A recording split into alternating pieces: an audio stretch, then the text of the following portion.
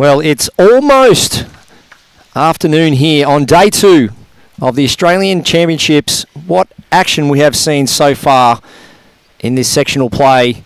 Not only yesterday, but today. Some big names performing at their best here at the Broadbeach Bowls Club. My name is Barry Lester, and I'm your host today. And I bring to you the women's pairs, Australian pairs. Some big names on show today. None bigger than the one and only recent world champion on this green last year.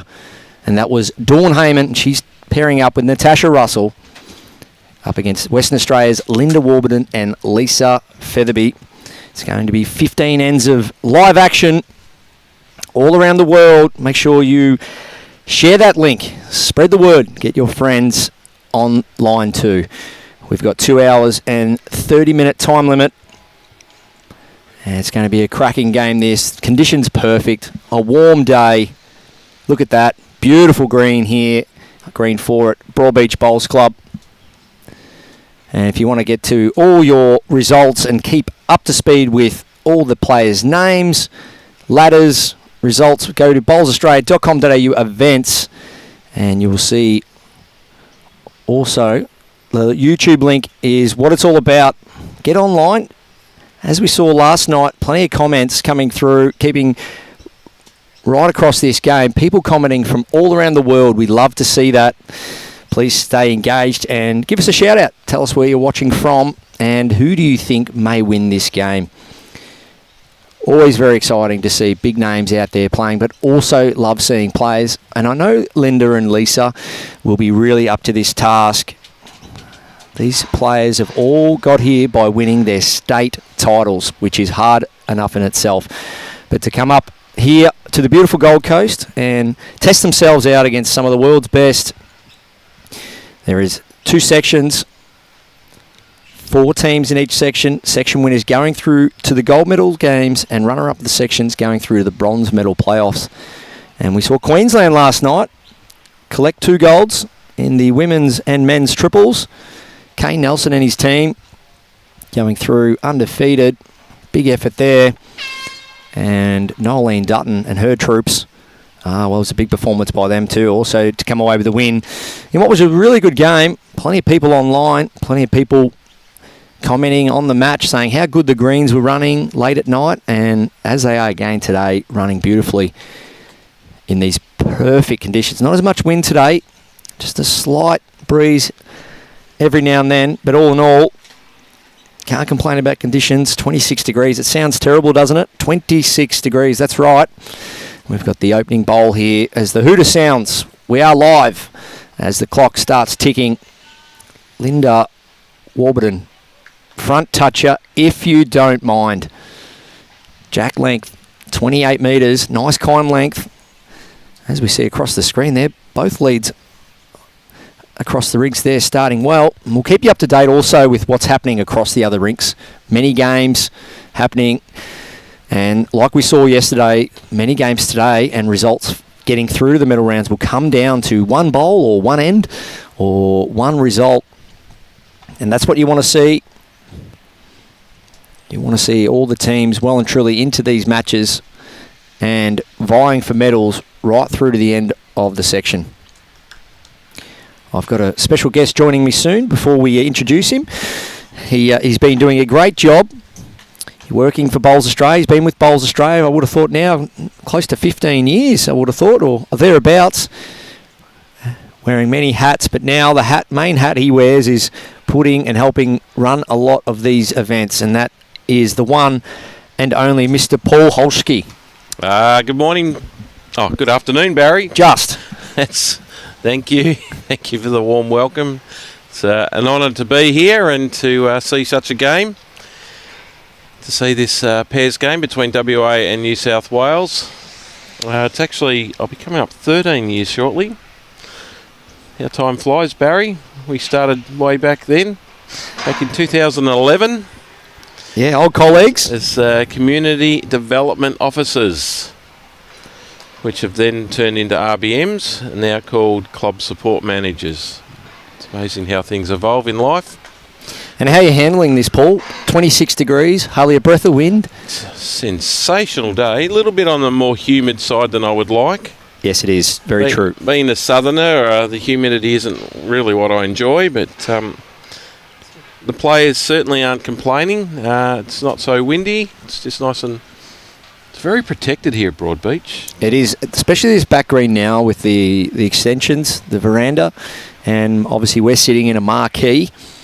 It's only a temporary marquee, but it does help protect the breeze a bit. You've got the greenkeeper sheds also. So these first 2 or 3 rinks here out on green 4 are quite protected. And I think as a result of that, and we're going to see it anyway, but as a result of that, we're seeing some really high-level bowling as Dawn Hayman lets one go on the backhand, looking to find 2 feet of weight on a beautiful track.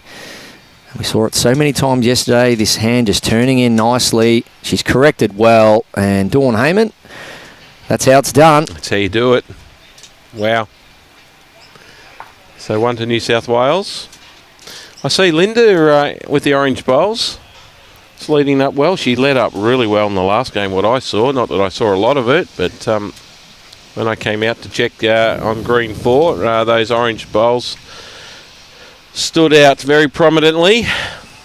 So long nights or long days for you, Paul. How are you managing, mate? You're down here early first thing, and then last night I think the medals ceremony finished about 9:30, 10. So are you getting... it was great to have you involved in the medal ceremony last night, Barry. Are you getting plenty of rest? Well, I must say I went home. I think it was about 10 when I got home eventually, or just after. Sent Howie a message to say that we won't be there until 7:15 this morning. And I can't even remember what I was watching, but next thing it was 12:30. I was sound asleep on the couch. And then I climbed into bed. Fortunately, the alarm went off at just after 6 this morning. But it was a very long day yesterday. Well, you're doing a great job, mate. It's good to see the team here between you and kind, Barry. Between you and Aidan and Andrew and Bob, everyone from the admin point of view. So it's going great. It's good to be involved in one last week, the Alice Shield. Definitely one of my favourite events on the calendar. Is Lisa Featherby there? No, that's Linda. Sorry, Linda Warburton. Linda Warburton. Just finishing slightly high, but look at that weight. Beautiful weight. Good. The green's running beautifully out here on green number 4. And Natasha Russell, she's on a great track here. Spinning in nicely. She's going to add a second. Oh, has she? I think she has. Oh, maybe not. No, maybe not. Just fell over the other way. Did you see that? So 15 end pairs, 2 hours and 30-minute time limit. Correct. It's a lot of walking, Barry. There is a lot of walking. I do get asked a lot, what is my favourite format in bowls? I am a huge 3-bowl pairs fan. But I do enjoy this format as well. But look, there's... why is it that you like 3-bowl pairs? I just do like seeing the front end player get that extra bowl. Yep. But then they don't have to still play the 2 roles. They can still just sort of... Wow, what a shot there. Oh, Lisa Featherby, come on down. It's massive early on. No mucking around. She plucks that bowl out clean. She likes having a bit of a run at the bowl anyway, Barry. She will never die wondering. That's her strength. Dawn Hayman, though. She likes to attack. Dawn just holding out, unfortunately for her. Good covering bowl, though. She's got the backers, safe to say. Yeah, that's a big bowl. Just looking at the 2 to WA. Yeah, just looking at the conditions. I've got the green running 16 to quarter. And great head of bowls already. Players not having much hassle in finding the line, all the weight early. And she also likes to chase her pole too, Lisa. But when you're adding a third, then I think you're allowed to do that. Yeah, I reckon 3. No, I'm that front one's... It's 2 and a measure anyway. I think it's 4. I think we might see big weight 4 here. Or dead draw. We could be right too. I missed that front bowl, Barry. That's definitely tighter. Oh, this is pressure for Dawny already. Second end. Oh, first end, sorry. I tell you what. Needs connection on far the jack. Away. Oh, Dawn what a Hayman. bowl. Put that on your highlight reel, ladies and gentlemen. That's how it's done. Early pressure. 4 down to 2 up. Wow. Big turnaround. Huge. That's why she's a champion, plays for Australia. Yeah. No, it's been great watching her progress over the years from juniors right through to where she is now. How did she start out, do you know? Just was the one there. Not a bad effort to nearly pick up a multiple there. So after one end... It's only one, though, Barry. It is 1 to New South Wales. And... So do you know how Dawnie started? No, I'm not familiar with how she started, but I've known Dawn and her now fiancé, Thomas, for many, many years. And great bowling couple, great people. And Tommy, in his own right's a very accomplished player. Well, they're representing New South Wales in the mixed on Friday. Yeah, look out. I love seeing that. I love seeing... couples, partners. Yeah, sons and daughters and all that stuff. It's all great. Sisters, great to see, yeah. Family. It's a really good fun event, the mixed pairs, to be able to do that. Get together with a girlfriend, wife, husband. Yeah. I remember when we first started, you had the concept, family rules.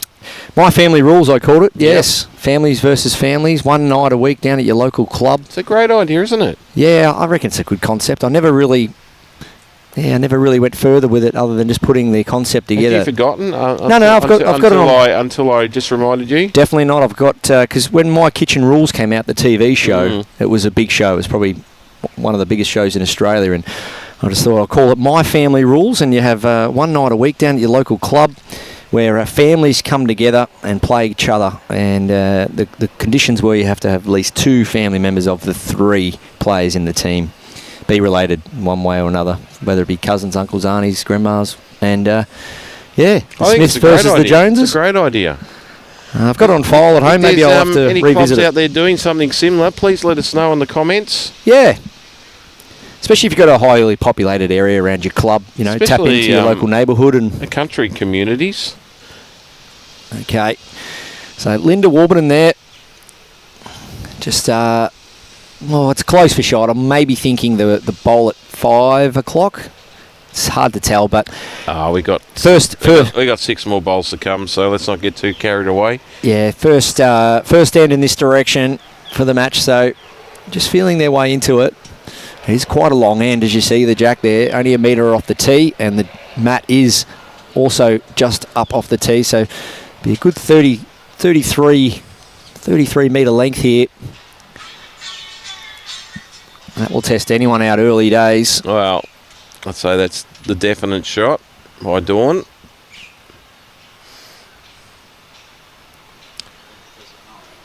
I'm not sure how many games Lisa has played for WA, but I dare say it'd be a lot.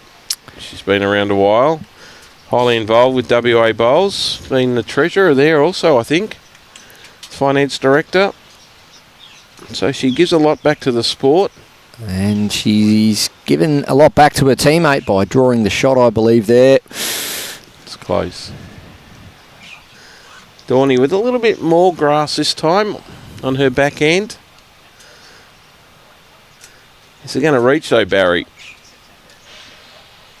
It's not going to reach, unfortunately. The line was perfection. How many steps do you reckon they'll do today, Barry? I did say that yesterday in the commentary. It'd be interesting to know if anyone's worn a watch or wearing a watch today that can tell us at the end of the day, especially if they play the 4 games, how many steps they actually do. Now, I can see Dawnie there looks to have a bit of an eye watch, and the same as Lisa. Lisa will be able to tell us, no doubt. Look at this for a bowl. She is on fire. She played well in the first game as well. They had a convincing win over the Victorians. I'll make a note to go and see Lisa or Dawn later and just see how many steps, Barry. Depending who plays the most games. And we look at this morning's results, as we will keep you across all the other results as well on this screen here. Big games going on in the background. Well, Dawn Hayman and Natasha Russell, very, very close win over Queensland by 1 shot this morning. 11 to 10, 21 shots scored in 15 ends. That was a real nail biter. And WA 21 to 10 over Victoria. Yeah, convincing win, as I said. Both Lisa and Linda played very well this morning. So big margin there. Ideally, if you can get an early win plus a margin, you're in the box seat. But we did see some drama yesterday afternoon in the men's. New South Wales losing their last game by 9 to Tasmania and sneaking into the gold medal match by 1 shot. It just goes to show it's still anyone's right down to the last few ends of the last game. That's the beauty of the sectional play. Play each game on its merits, as we see here, Natasha Russell. Well, with ACT, come down to the very last bowl. It could have went 3 ways. Great shooting there. 2 right down the spine. Yesterday with the Victorian men, if he'd drawn the shot, they could have been playing for gold medal. He misses a shot, they miss out. And then on the other ink, NT. So, NT and I think, no, Tassie. Anyway, I can't remember, but ACT got through and ended up collecting the bronze medal. Yeah, that's what you love to see. All the players knowing right to the last few ends of each game, they're right in it either to potentially win the section or at least get through to a medal playoff. And I was chatting with Colleen Orr last night and Dylan Fisher about, yes, you want to obviously make it to a medal round, but all in all, about being here, about part of the experience and the support crew around you as well. Well, that was what was great last night. Seeing so many people here watching, seeing how many family and friends were here supporting their teams. It was fantastic. And it was a really busy night, so it was good for the club. And we thank Broadbeach Bowls Club for all the work that they do in hosting this event. To Jay Globitz and Simon Neal. Simon's the manager. They've been just so tremendous in supporting us. And we can't thank the greenkeepers, headed up by Les. They've done a great job considering how much traffic these greens have had over the last number of months. It's been phenomenal. Yeah, so true. Dawn Hayman with weight, looking for that maroon bowl over there at 3 o'clock. Just missing under. She did have 2 seconds. Look at this Lisa running down the green. You don't see that happen very often. She's like an eager beaker, isn't she? Yeah, great energy. That's what you need to keep motivating your teammates. Show the opposition you're up for the challenge. And she just loves bowls too.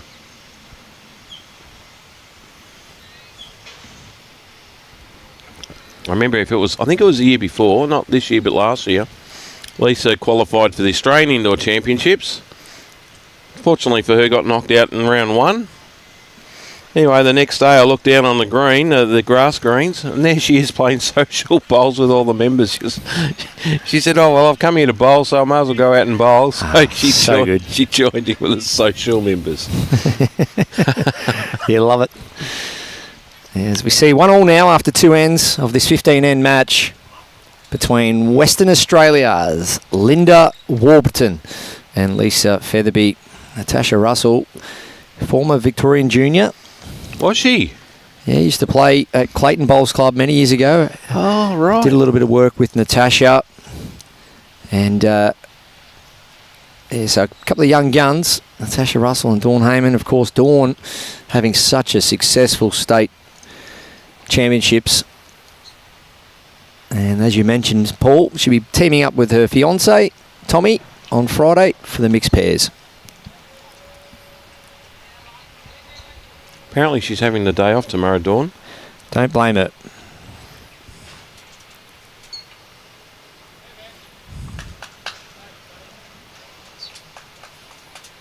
But you'll be here though, won't you, Barry? I'll be here, of course. Yep. Doing a great job bringing the coverage to all our viewers. Not only here in Australia, but around the world. Got any people from around the world watching on today, like we have in the past? I'm sure we do, and please let us know where you are watching from. as Natasha Russell draws a great shot there.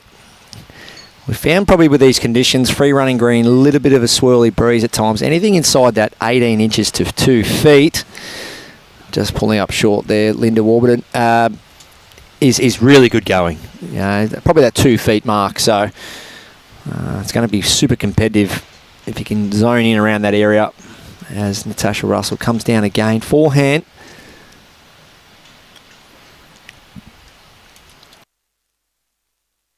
Just a line. But good game already. 1-1 after 2 ends. It's a 15-game end. 15-end game. 2 hours, 30 minutes. And you'll see on the screen, already down to 2 minutes and 11. So nearly 20 minutes has been used up already. It's a long game, this. 2, 2, 2, and 2. But the players do love it.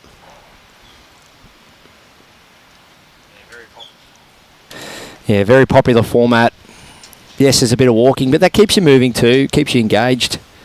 That's a great area there for Lisa. It's a great home, knowing that she'll probably be looking to attack soon, having a couple of back bowls there. Well, got another thing to ask you, Barry. You've always been a big advocate on bowls is a lot more physical than people think. So how many lunges do you reckon they're doing today? Well, I guess the benefit is a huge benefit of playing the sport of bowls, as they are lunging, twisting, turning, stepping, the walking. Great for obviously your cardiovascular, great for just your physical health in general, but most importantly your mental health, being outside, being mobile, connecting with people, socialisation. Absolutely. It ticks every box you can is known to man. But from a competitive point of view, we look at those two major components of the sport, your mind and your body, and they're probably the two least trained areas for the majority. And Dawny's done it again. Great shot, Dawn Hayman. And there's no doubt about it. If you want to improve your game, win the mind, win the body, they work together closely. You only have to look at... Well, you're a very big advocate with the body, aren't you? First up.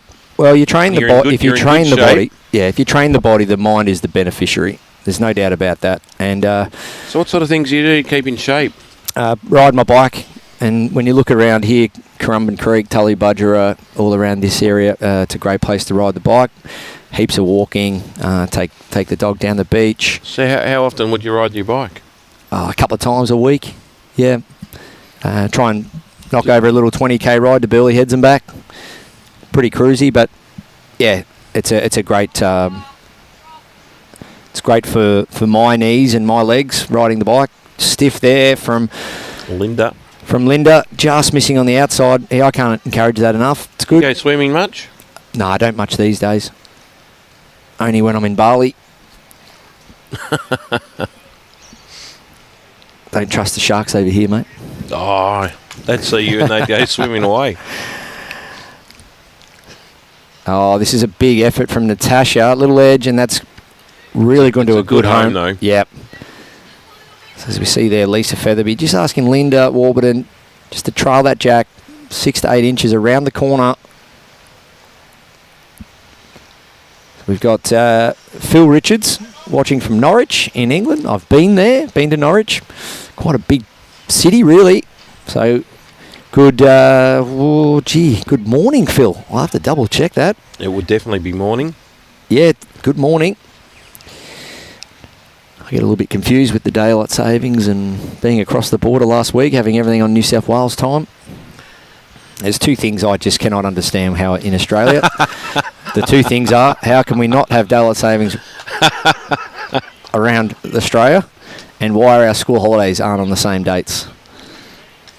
There's probably a reason for the school holidays. Well, this is how I look at the school holidays. Let's say you've got a cousin or nieces or nephews or anything, and you want to go and hang out with your extended family in another state, and you want to share a week or two together on your school holidays. You go to have a week with them, and you can't because they're back at school. How does that make sense? And from a tourism point of view and from an economy point of view, wouldn't you want everyone on holidays at the same time? No, well, that's probably where I was going to go. Okay, well, that's The just tourism part with the flights and accommodation and spreading it out over, say, a month rather than all condensed into 2 weeks. No, I think a greater mass. I'm not disagreeing with your theory. I'm just so stiff there from Lisa. I'm just stating the fact of probably why it's put over for 3 or 4 weeks rather than 2 weeks. Yeah, it definitely isn't that reason. But I understand what you're saying. I think a greater mass in one big hit would be better for everyone. Everyone can take time off work together, time off school together. You can schedule things much better, go on overseas trips together. Why would you want to go overseas together for a couple of weeks? You can't because someone's at school. It just does not make sense. Anyway, getting back to the bowls. There's my little gripe for the day. Maybe Barry for PM. Dawn Hayman, looking to cover the back. Barry for PM. What do you reckon, Robbie? Sorry, I derailed everyone. It's obviously a bit of a bugbear of mine. I don't get it. Oh, of course, yes. Spend your money in Australia, says Robbie. That's right. I was just using that as an example, Robbie. And for all those listeners, Robbie is doing all the switches and the cameras. Yeah, so Robbie Allen. He, if we were in charge of the cameras, we'd put him on camera just to showcase the great man himself. Everything you see from camera angles to graphics, that's Robbie Allen, everyone. Kenny Bowl? Oh, Kenny Bowl. He almost beat me in a thriller one day. Okay, Lisa Featherby just needs to turn this orange bowl over or potentially draw the shot clean. Nah, she's a bit high and a bit heavy. She's turned her back on that one. She didn't like that. She will let us know, Barry. It's been interesting watching some of the players over the side series and the senior sides. Some players give you nothing, and others, they tell you straight away exactly what's going to happen. And I think Lisa's in that camp. So, so what do you reckon? Is it 1 or 2 to New South Wales? I think it's just the 1. So Dawny coming in on her back end, looking to add a second. Yeah, not an easy shot, but there is a level of confidence there because the green allows it. You can see this nice strong turn. Here it comes. Just needs to slow down. Big effort. Would have you played that hand, or would have you come on the forehand looking to come underneath that orange bowl? Yeah, I definitely would have. Early days, just played the shot Dawn played then. Right, yep. Yeah, just settle into some muscle memory, just get some rhythm up. That's why you bowled for Australia and I haven't. Shot selection. Maybe you can go through how you do shot selection for the viewers. What's the process? So yeah, I'm a big one on doing a 360 view. So make sure if you're studying the head, study it from a 360 perspective before you make up your mind. And in a team environment, study it with your team. So yeah, I like look at all the angles. So just get in there, do a 360. And on the back of your 360 view, do your risk assessment. So I put words on everything. And do your risk assessment, the good, the bad, the ugly. And then from there, make your mind up. And it was great to get an insight from Dylan Fisher last night, just talking about when he's playing and skipping, he makes sure that everyone's involved and leads, seconds, keep them involved, speak to them, ask them questions. They've got eyes and ears and opinions too. And I like that. And to all the leads out there or seconds, don't be disheartened if you feel like you're bowling your bowls and standing around, because the moment you put your bowl down, just remember, you can still have an influence on performance when you don't have a bowl in your hand.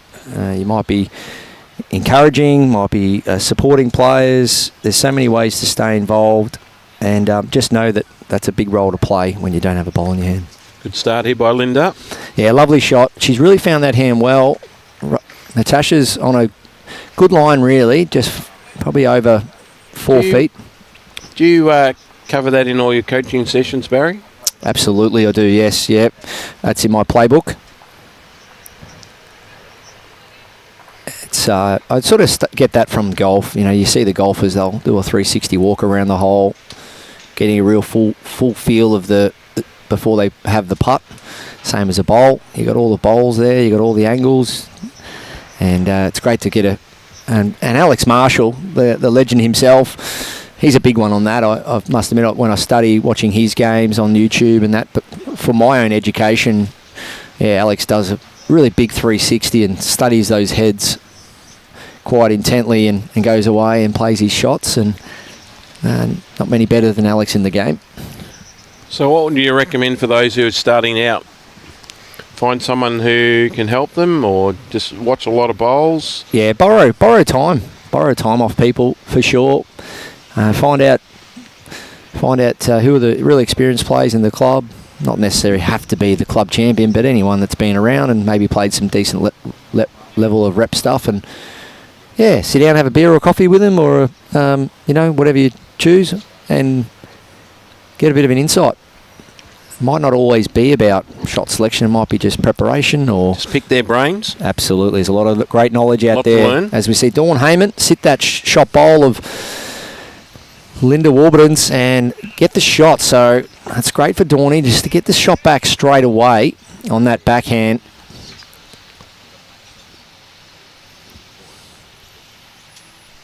As we see this one coming, I don't think it's going to get there. Probably just a foot short. Not bad.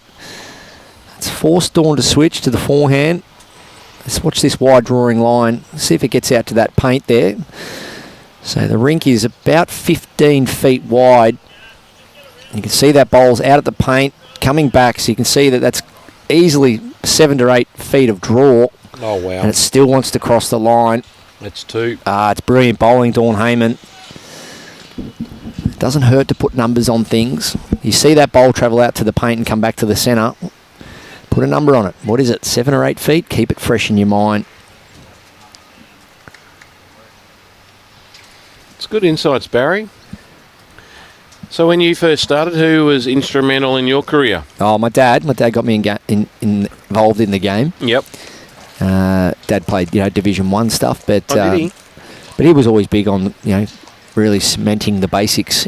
And then, very fortunate, then John Snell, OAM, moved to Lakes Entrance where I was living, and John being the legend of the game, written books, etc. Yeah, I was absolutely spoilt to be able to be in his company, not only just play with him, but in his company and learn from the great man. Many of the learnings were just sitting down, having a coffee together and having a chat about the game or watching some footage. He gave me a box of old VHS tapes. Right. Around about probably 1999, 2000. They were filled with all these old World Championship and Jack Eye games, and I had to, I had to look after them. Have you still got them? No, I borrowed them. I had to give them back. Oh, okay. They were his pride and joy. They were. Nice shot, Natasha Russell. I'm going to see Linda Warburton here. Also follow Natasha down on the forehand. And we see that bowl right now, about the halfway mark. It's at its peak line. So what I encourage you, put a number on that. Step it out. How far is that bowl drawing? And as you can see, back to the centre. Bowl there by Linda. And that bowl is drawn, let's say, about 8 feet. Now you've got that number. You can really tell yourself that you need to be getting your bowl out to that 8 foot mark. And sports like golf just work on numbers so many. So in terms of getting your line, what do you do? I'm a bank bowler. Right. But I'll tell myself that if it's drawing, look at this here now, that's going to get back to the line as well. Because this hand's just a beautiful wide drawing hand. In it comes. Making 3 for New South Wales. That is brilliant bowl. Natasha Russell. Absolutely brilliant. Which has forced... Linda, I thought she asked her to change her hand, but she didn't. I sensed there might have been a little bit of a niggle on the backhand. But one thing you can't do, you can't cheat it like that. You can see that turn right away, that bowl. You've got to keep sending it out and trusting that it will get back. Most effective bowls this end so far have got back from that high line. And it's going to do it all day. It pretty much did it all day and night yesterday. And it's the team, I feel, that can really trust it, that will come out on top. What about the other hand, the clubhouse hand? Yeah, it's still quite wide as well. It's not near as wide? No, you've got a bit of east-west grain there, and I just feel it's probably a little bit tighter. But both hands on this green are just unbelievable, just magic. But we might sense or see some aggression here from Lisa Featherby. Down on the backhand. I would reckon. Sit the shot bowl, kick the jack out to the wing bowl of Linda's. She won't die wondering, Lisa. But Dawn she'll be conscious of that also. Look at this. This has really gone out. And it'll get back to... Maybe she's looking to cover the Lisa Featherby bowl there at the left-hand side of screen. Yep. I think that's what she was trying to do. All right, Lisa on her backhand. She's definitely going to come in with a little bit of speed, I would imagine. She's tracking all right here. She likes it. She likes this. Needs to miss that. Well, she might get the jack anyway. She gets second shot, maybe. I think she has. I think she'll be happy with that. Better than being 3 down, Barry. Yeah, great areas. Always, if you're going to missing good areas, try and miss where there's a plan B or a contingency.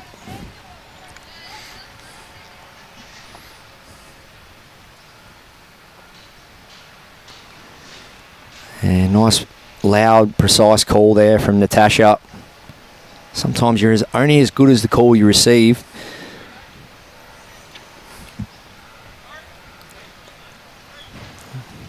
It might still go to a good home. Yeah, it's handy from Dawn. Nice weight. Now this is a good idea. Coming down and have a look. Having a good chat about it, which is great. Good communication. Yeah, never play blind. I like that. Never play blind. Yeah, visit the head as much as you can. We're allowed to. Yeah, get down and have a look.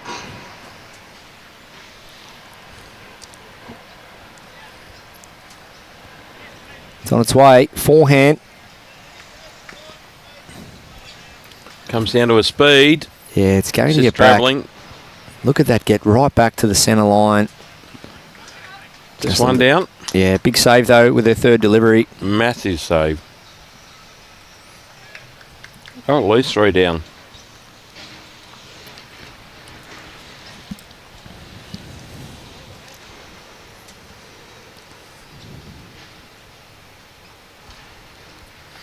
Again, thank you to Broadbeach Bowls Club for hosting us here for the 2024 Australian Championships. You might be asking what that is all about. Well, within each state and territory, you have regional games or zone games. If you're able to win through that, you then make it through to the state champions competition.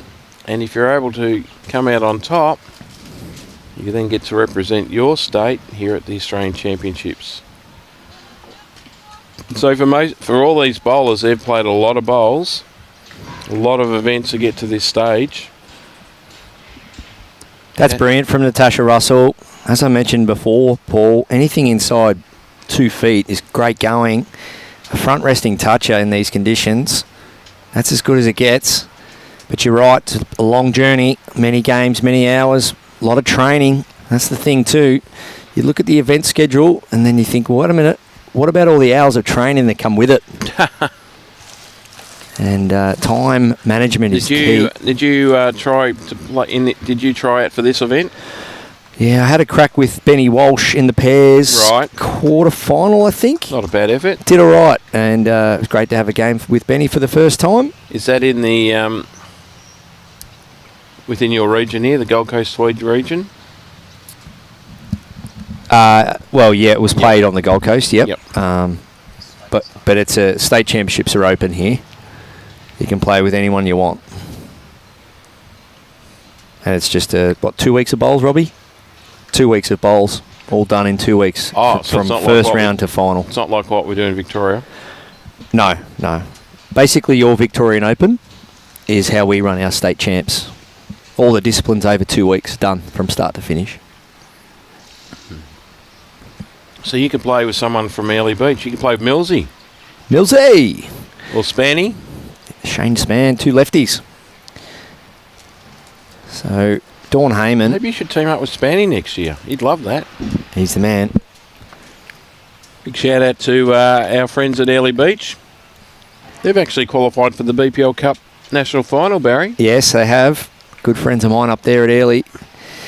Dawn Hayman, wow, almost feathering the jack and opening that head up. Sometimes it's one of the hardest shots in bowls when you've got a front resting toucher. You want to make it 2 or 3 or add to the count, and you know that you can't afford to touch the shot bowl and kick that jack out in the open.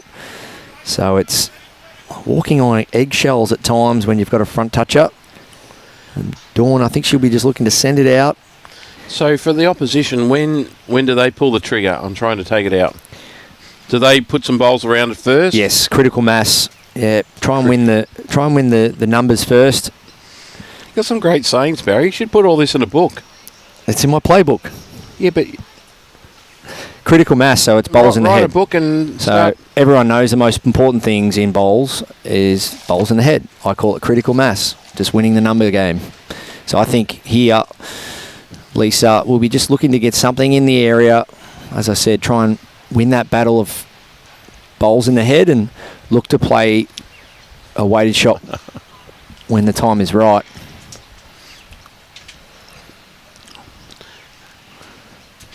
Good mate from Temora Bowling Club. Temora. Have you been there? I haven't. I'd love to. Sounds really nice. It's not far from Wagga. Temora. Okay, I'll write that down. I'll try and get out to Temora with a coaching clinic. Yeah, Brucey, how about you get Barry out for your coaching clinic at the club? He's listening in. He just wanted to know how things are going up here. It's beautiful up here, Brucey. Beautiful weather. Sun is out. Wish I could... Anyway, I won't go down. All right. So, has it come to the stage where they are ready to pull the trigger or not? Or just try and get second shot? Looks like she's after second shot here. Yeah. If you had one in there that was sort of around that 18 inches to 2 feet away, but look at this for a shot from Linda. That's perfection. Wow. Can't play it any better than that. Not one. Perfect weight control. 3 down to 1 up. And what I love, too, when calling a shot like that, as Lisa Featherby did, just instilling a lot of trust and faith in Linda to be able to play it. And it starts with the tone of your voice, your body language, and how you present the call. And you could see Linda just getting on the mat full of confidence to play that. And now look at the great body language. Lisa, arms out, saying exactly where that bowl is. She's moving around the head, just showing to Linda that she's with her. She's backing her in. Love that. Well, this is the high side, so we expect this one to come back. Absolutely, Paul. I reckon it is. Look at this. That's 2 crackers from Linda Warburton. Fantastic bowling, Linda Warburton. Come on down. Oh, wow. And a bit of a touch on the hat. And a high five, I would imagine. That is as good as it gets, ladies and gentlemen. Linda Warburton, forehand, cracks an egg from 3 down to 1 up, and then draws a side resting toucher on her backhand. And in there, ladies and gentlemen, is no daylight between jack and bowl. That is brilliance. Just imagine if that happened at the BPL. The crowd would go berserk. Well, it's happening here, Paul. Broadbeach Bowls Club. And Linda Warburton's produced the goods here. Dawn Hayman. It'll be backhand with weight. I think she'll want to stay on, though. I think she'll look to try and sit the shot bowl and just hang around. On a nice line also. She's stalking this. Weight's really good too. She's going to get down in time. Well, that's perfect position. It's a great home. Brucey's giving me a hard time, Barry. He wants to know if the 2 commentators know what they're talking about. Well, I would say Barry certainly knows what he's talking about. Played how many games for Australia? How many state games? I think he's just past the 400. He certainly knows what he's talking about, but the other person, I'm not sure. No, it's good to have you in here, Paul. So what about events like this, mate? The planning. I know, having been a former employee at Bowls Australia, you get in the boardroom there, you get the butcher's paper out. The department meetings happened months and months ago for events this big. Well, it's... Yes, or Howie's very well organised. He has all these running sheets. He ticks them all off. All the tasks that are required, which starts months ago. So this event started, he would have started before the AO in June. A lot of communication with states. Yeah. Big weight looking for Jack. But one of the things we do quite well is we always review all our events. So we have a big catch-up chat afterwards and debrief. Try and work out what worked and what didn't and what we need to work on. And very good. He's very organised, Howie, unlike myself. I think don't know if he's got any grey hairs yet, but I'm sure I'm helping him work towards that. But we're both very different. All right, what's Lisa doing? She's on the wide hand too. She's just going to come under that blue bowl. Will she get there though and count? I think she will. Yeah, of course she will. That's 3. WA's Linda Warburton played absolutely 2 screamers. Forehand, backhand. And as we hear a bit of noise going on next door, Jack's flying around everywhere. We'll get to those results in a minute. But as we see there, it's a big pickup for WA, picking up a 4. And Linda Warburton, who says the leads don't get all the glory. That was all you there, Linda. Brilliant shooting. Absolutely. And they take the lead, 5-4 after 5 ends. A third of the way in here. The thing about that was she did it with just perfect weight. No, it was classy. It really was classy play. She didn't go big. She just cracked the egg, as you said. And New South Wales didn't do much wrong. No. With Natasha Russell's first bowl of the end, drawing a front toucher. Somehow going from a front toucher to 4 down. That's how quickly the game can change. And a lot of it was put down to Linda Warburton's brilliance.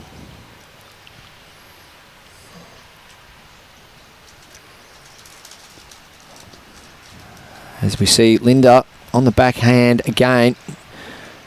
The severity of this turn is nowhere near as the other side. Yep. Exactly right. It will turn late though. You see a bit more of the face of the bowl at the end, as we see there. But that's a great start. 32 metres of length. Another long end. So WA throwing long jacks here. They've won the 2 ends of the 5. When you go out and practice, Barry, what sort of things do you like to do? Definitely love practicing my leapfrog. Right. Yeah, I'll practice leapfrog for an hour or 2. Just fine-tune the technique.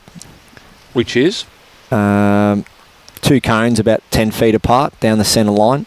Right. Draw past the front cone, add weight, and finish inside the back cone. So it's like caterpillar, but you've got to finish inside the confines of two cones 10 feet apart. So it's all about weight control for you then? Well, it's one of the hardest things to do in bowls, but one of the most demanding things as well. You're asked so many times, add a foot, add a yard, drop a yard. So I do leapfrog in one direction, reverse leapfrog in the other direction, and definitely at leading into events like the BPL where that would be probably the number one thing you're asked to do in the BPL from a lead and a skipper. Great shot here, Natasha Russell. Yeah, leapfrog's a big one. Great little drill. I'll put the headphones in, and it's good just to do that for an hour or 2. Really helps with your touch, but it's outcome-based exercise. So every bowl has an outcome and keeps you mentally focused. That's the beauty of training versus just rolling up to a bare jack. Anthony Collier, g'day to you, mate. Baz, when you get a chance, can you expand on your comments about body language from the skip when calling shots? Oh, I like this one. Expand. Well, the number one role for me for a skipper is to be a leader of people. Yes, you've got to play big bowls, don't get me wrong, but you've definitely got to be a leader of people. You're the one everyone looks to, turns to, and you're the one that really has to keep motivating and inspiring your teammates. So a big part of that is your body language. As we see, well, Linda Warburton, what a big attempt. Jack for 2 there, or sit the bowl. Just sliding past, but she stayed on the green, and that may come in handy later. So, yeah, maintaining great body language, even the tone of voice, eye contact. That's a big one for me. Probably most important, maintaining eye contact, staying engaged with your teammates through thick and thin. When the times get tough get going, as they say, Paul. back in your. And if some of your fellow players are struggling a little bit, what sort of words do you have to say? What sort of? I believe that, the best teams will definitely. The best teams / teammates will work through that. Selectors should be across that as well at the selection table, but you've got to have the comfortability to confide in with one another, to be able to pull the skipper aside, pull your lead third, second aside, and say, "Hey, look, the facts of the matters are you're not having a great day. We've all been there, but I'm supporting you. I'm not going to give up on you. I'm going to support you all the way." While you're out there, you're still a chance, aren't you? Oh, and they're the best teams. And we saw that yesterday. Wow, big attempt from Dawn, finishing through the hole there in a great home. When you've got the comfortability and the trust and respect of one another to be able to confide in one another through those tough times, and do it with your body language. Look at Lisa there. Really very positive. Pushing home the shot she wants Linda to play and clapping her as she walks up the rink. Now, Lisa doesn't need to do that, but she knows she's doing all the little 1%ers to keep Linda super positive. So as we look around, we're a third of the way into a few games here. There's a big lead happening over there in the men's pairs. New South Wales 9-1 up over Queensland. And that's Brett Spur. And as we see, he's just releasing now. I don't want to talk too loud.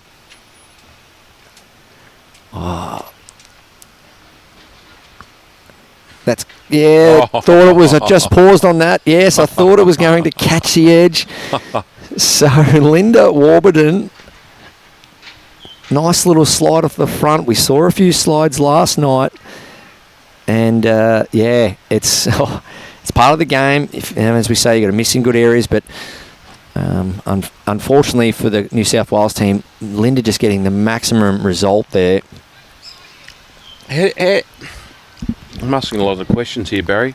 How do you respond when your fellow competitors keep doing sort of shots like that or keep getting results all the time? It's like end after end. How do you respond to that? It becomes very deflating after a while.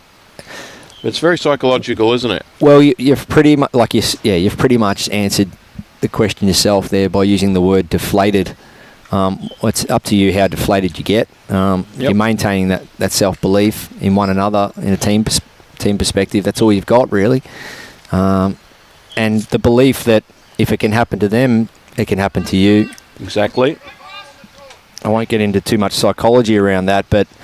our turn will come. What a shot, Natasha Russell. That's class. 2. That is absolute class. Our leads are putting on a masterclass here, Barry. Yeah. Just before we just saw Linda get that little slide, I was going to cover off some results, getting back to that. Ben Winther, Brett Spur from New South Wales, taking on the men's pairs from Queensland, Dean and Dale McWhinney. They're 9-1 down after 5 ends. That's pretty high scoring, really. 10 shots scored in 5. And the men's and women's pairs. I take the McWhinney boys are brothers? Yes, they are. But don't play out of the same club? Not anymore. Is there a reason, or no? That's quite common.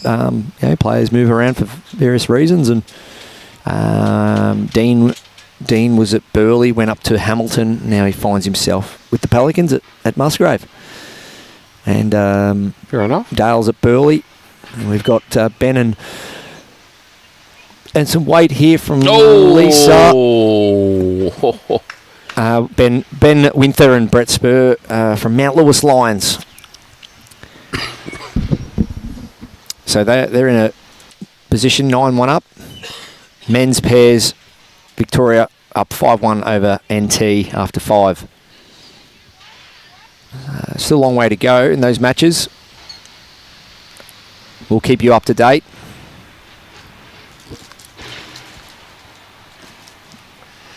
Any other comments? I can't see the comments, actually. Yeah, so we've got Anthony Collier. He's Vincent McElwain. And Vincent. How are you, mate? Glad you're watching along. Dawn Hayman. I'm not sure if she's counting. Oh, yeah. Sorry, Paul. Just as we look at this, though, Lisa Featherby, backhand, she can trail this jack about a yard for 3, or just try and land one of the shot bowls. It's a big moment this game, especially after picking up that 4 in the previous end. Momentum is everything as New South Wales tries to steal it back. Can Linda run with it here? Lisa. Linda and Lisa, what a great combo. Not tricky at all. Here we go. Backhand with weight, looking for some jack movement.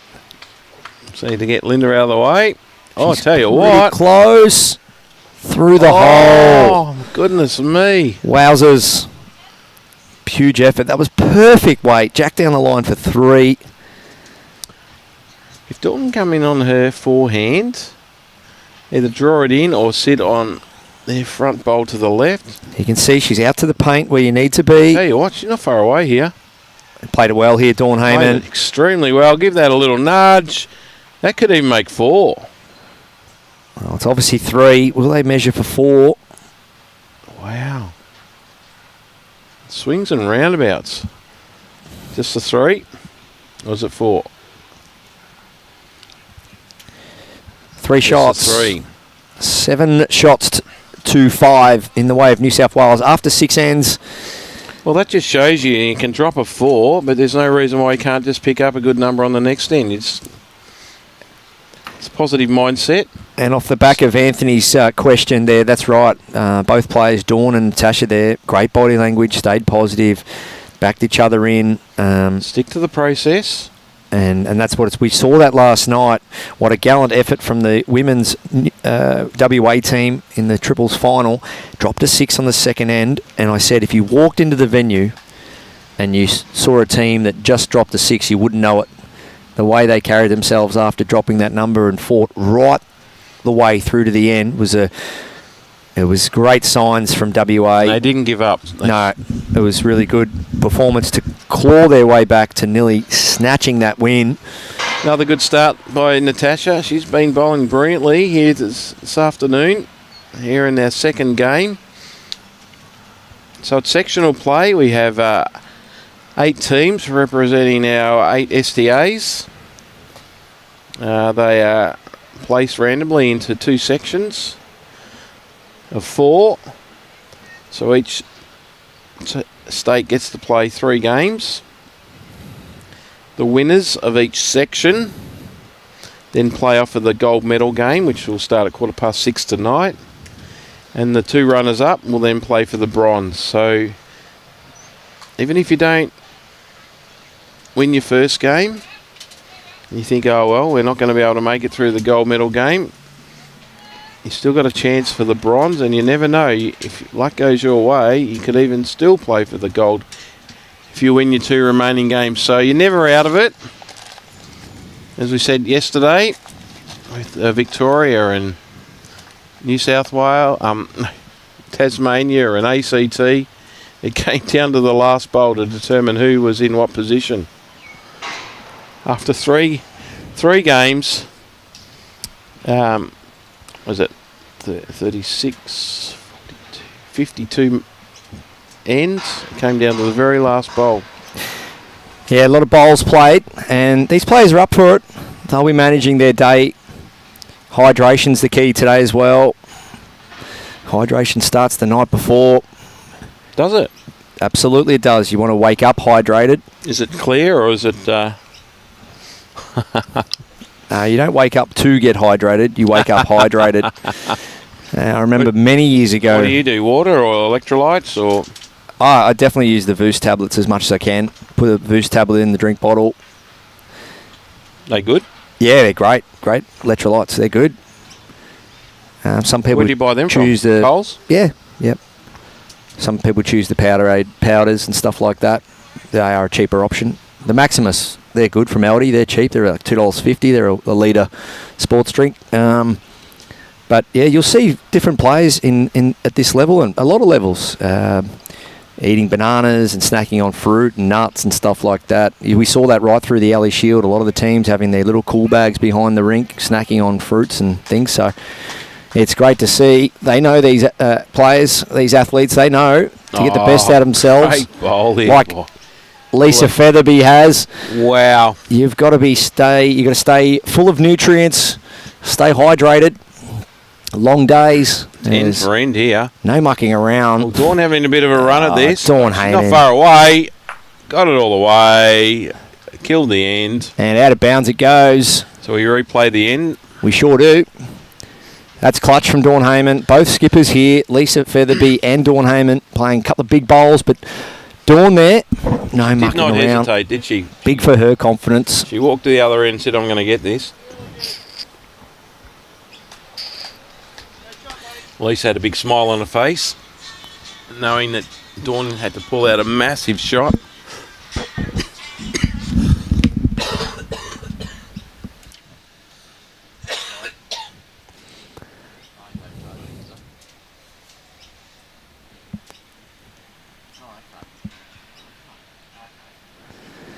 Yeah, both players here for New South Wales, Natasha Russell and Dawn Hayman, quality players. They're up for the challenge, coming out of St John's Park Bowling Club. The Saints, home of the Saints, great uniform. As I mentioned yesterday, you're seeing more and more of these modern sort of contemporary uniforms. It's a cracking uniform, I believe. It is. It is. It's very, very neat. Yep. We're seeing that more now. Bowls uniforms, much smarter, much cleaner. Not so wacky. Not so, I call it the pyjama party. The pyjama party's gone now. It was big in the early 2000s when colour came in, but definitely quite sleek now. You want to have more of that professional golf look. Well, it's just relating people to the sport that can look at a uniform and go, you know what? One, yes, I can see myself wearing that, and two, it's not a threat. So when you drive past a golf course, you see people wearing clothes that you see yourself in. So that's definitely a big part of where bowls has gone to, and hats off to all the suppliers and licensees that have produced the goods now for many years out there at Bowls Club Land, and there's some great smart uniforms across the green here today. And I love some of the slogans. We were talking about the Capella Comets yesterday. It's great. They didn't go with an animal. It's pretty rare, but yeah, you love to see it. And some clubs doing a bit of a rebrand, new logos. Just fresh it up. Yeah, that's right. Every once in a now and then, it's good just to click the refresh. Especially, it's good for being able to approach sponsors and. Just revitalises everyone, gives everyone a bit of energy and and it's great. So even the team over there in Traralgon, there's a nice colour going on there, a bit of burgundy, a bit of yellow. They are, I think they're the Lyrebirds. What about the Trafalgar one? Sorry, the Trafalgar one. Sorry, this one here, Vincent's brother. If you look on the back. Look at that, how the red and white work together. That's really nice. So, great uniforms, as we see here. Dawn Hayman, wow, she's nailed this line. That's a great shot. So, from 2 down the previous end, killing it, to now a dead draw. So, drive draw for Dawn. And it's classy. Yeah, Trafalgar. Actually, the Darwin one looks very smart with the Aboriginal paintwork. It does. I don't mind that. The light blue and the dark blue. Lisa Featherby, nice line. Will it be there though? I don't think so. So we're really into a bit of a wrestle, a bit of an arm wrestle here now. Only 2 shots in it. All players contributing. We saw that definitely on the previous end. Linda Warburton playing a big shot, Lisa drawing another one, and then Dawn Hayman killing the end. So we're seeing everything here. And Natasha Russell, well, she's just putting them in there, playing her role well as a lead. All right, big bowl here. Couple down. Come down on her backhand. Just a draw shot. Try and get.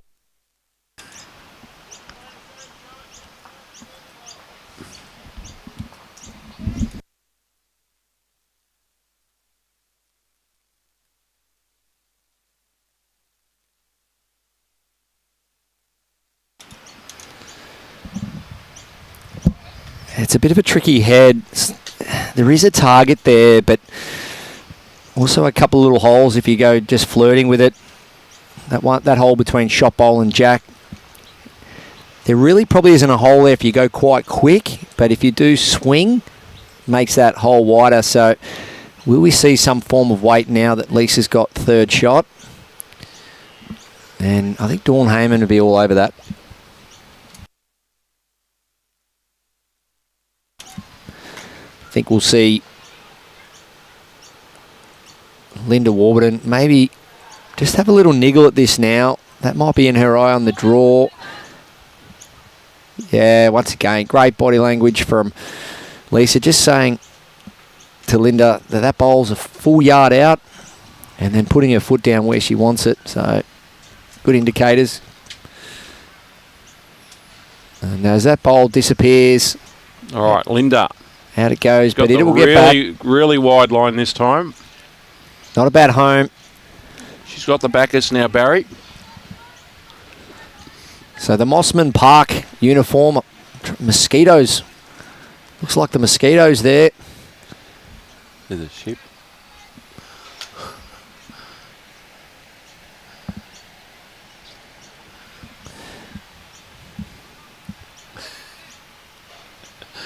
Just missing, well, a little bit. It's not completely wasted. It could come in handy later. That's not a bad bowl there from Natasha. Don't mind that. I think that I'm sensing soon there's going to be some form of arriving weight from the WA pair. Well, that's Linda's last one. Yeah. I just feel for Lisa it might be just a arrive. Well, she's looking a little bit more tense here. I think she's sort of indicating it might be getting right through that. She has third shot. The Mossman Mosquitoes. Oh, shake of the head. She's not happy. Maybe she asked Linda to do something. She didn't do it. She was indicating have a bit more of a run at it. Oh, well, that's what the skippers get paid the big money for, Barry. Yeah. As I said, Paul, as we look at the head as it's situated, that bowl, the shot bowl at 11 o'clock, the less weight you play, the bigger that gap will get between that bowl and the jack. So I think we might see some real firm weight from Lisa. Well, she is 3 down now. Oh, my goodness. What a great bowl by Dawn. The shot hasn't changed. That is a cracking bowl. Yeah. Thank you very much. Just nestled in nicely behind the jack. Yeah. Does that change the shot for Lisa now? Not at all. No, her intent was to clean the few out or move the jack. Oh, it's looking now tight. She can get off the front. She's going to land on something. Push. No. Well, I don't think it's changed. I think it's still 3. Still 3 down. It's amazing, you know, the psychology when Dawn put that down. She had to work a little bit harder. So it is close for 4. Natasha Russell just telling Dawn Hayman there. And the men's pairs, New South Wales leading 11-1 over Queensland after 7 ends. Women's pairs, Queensland 7-4 over Victoria after 6. And the men's pairs, we'll also see Victoria leading NT 7-1 after 7. So a couple of games there starting to break away a touch, but long way to go and not easy to hold these leads against quality opposition.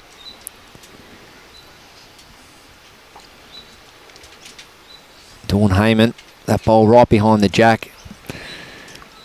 He's as good as it gets. Still feel, though, for Lisa Featherby, some form of aggression would be the best play. Clean a few out. Even if she got one out, that's better than... Well, there's so many results, Paul. You know, you can get the front bowl through the jack. You can get the bowl over there at, what would that be, 10 o'clock, the bowl of Natasha's. She can get that, then the jack off that. So I think some form of weight up the middle, clean a few out. But do you stick on the forehand, the backhand, or do you come on the forehand with weight? Going by where Linda's standing, I'm sensing it's going to be a draw shot, this one. Wow, there you go. So I'll try and do the absolute here. Tell you what, it's not far away. Needs to run. This is the only drama with trying to draw it. Get. Oh, so close. I might have cut 2 out. That No. might be third. I think that's 3. Yeah, I think she was 5 down. Potentially 5 down. No, this bowl here at the back, I think, would cut that out, wouldn't it? I think these two were in the mix. As we said, it's 3 shots. So after they picked up the 4 WA, what's happened to them? Well, they've just obviously dropped the 4-3 there, so they now lead 10-5. So they've dropped 2 threes in a row. Yes, they have. Back-to-back threes. Yeah, What would be going through your mind? No one likes multiples. Oh, Andrew Howie, the man. We'll call him the delivery man. Thanks, Andrew. Yes, it is. We've got some refreshments. Here we go. Listen, viewers. Oh, that's a great noise, isn't it? Bit of a sugar hit. It's a great noise.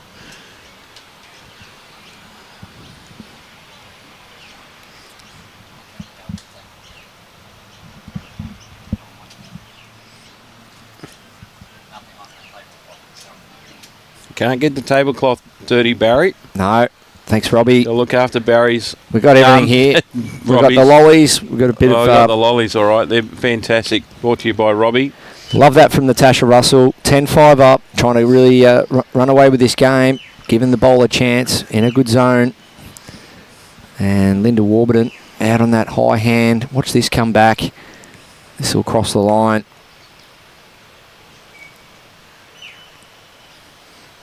It's been noticeable that in the last couple of ends, Linda hasn't been able to quite nestle it in there like she has in the previous ends, which allows the opposition to a little bit more of an opportunity. And Natasha Russell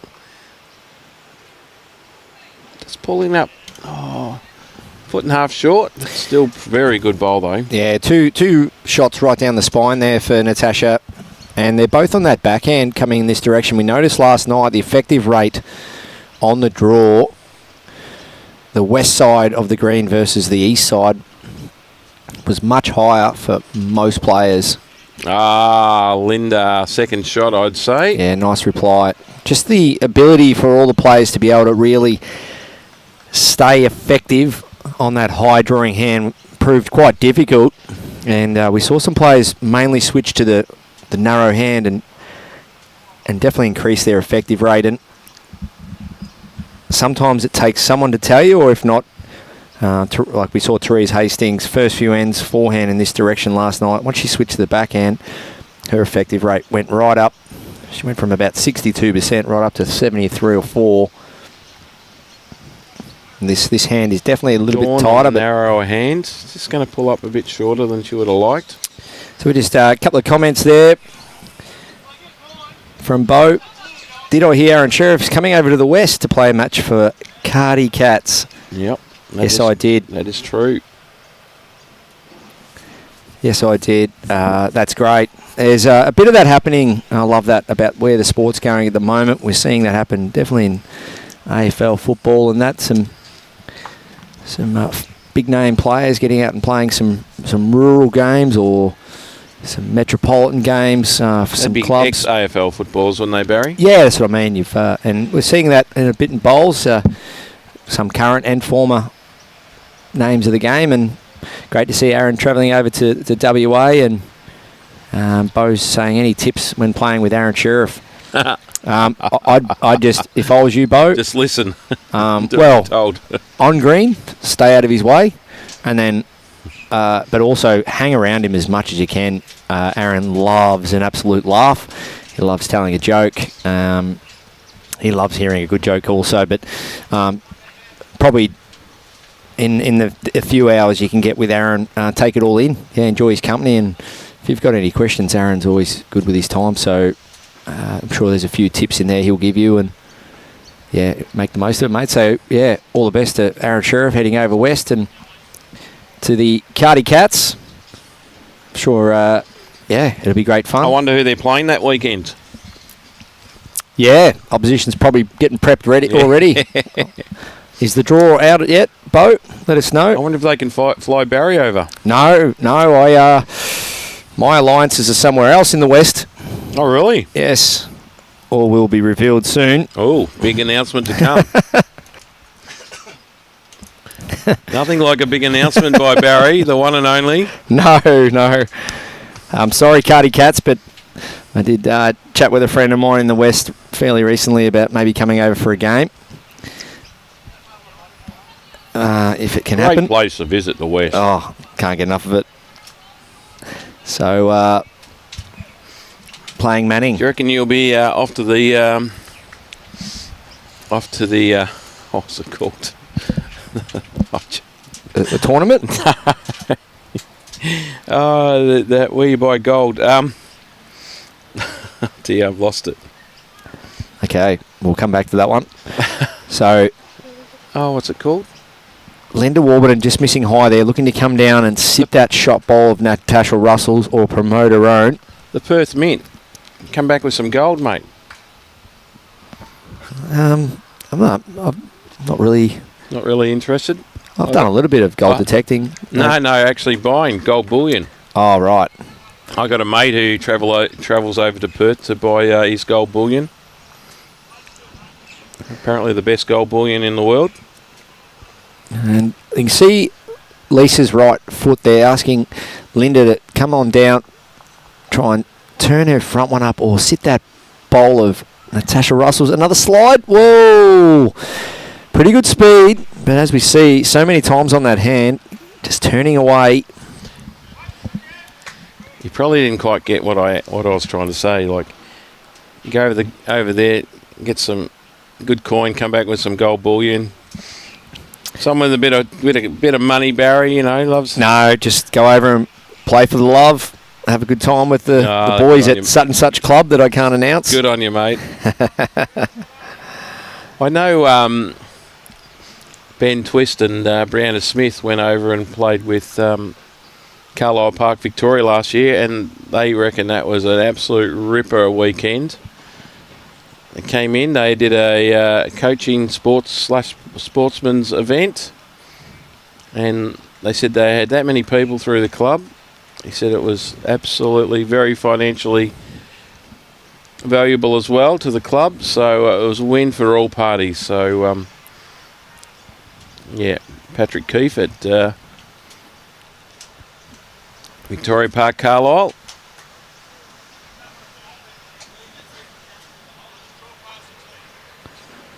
I think they had a good win too. Oh, he's Lisa. I was just needs to stop. Making it That's happen. enough. That's one.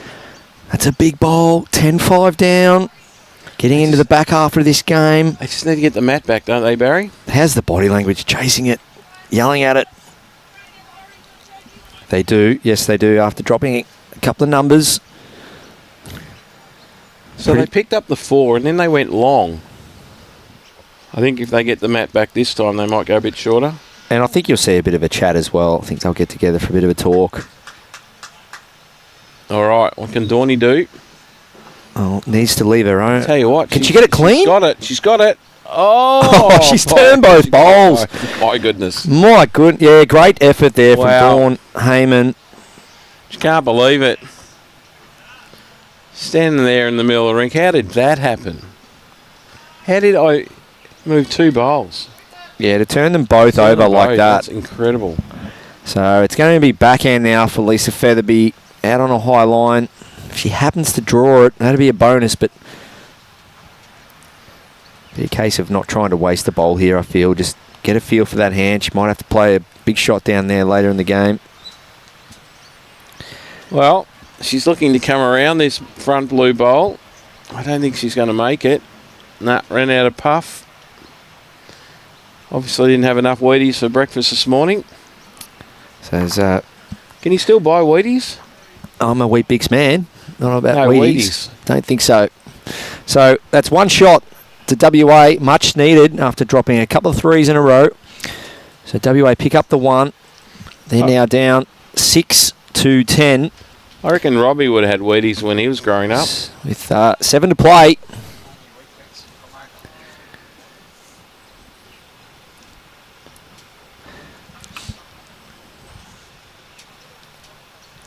So we've just gone over the halfway mark with just over an hour to go.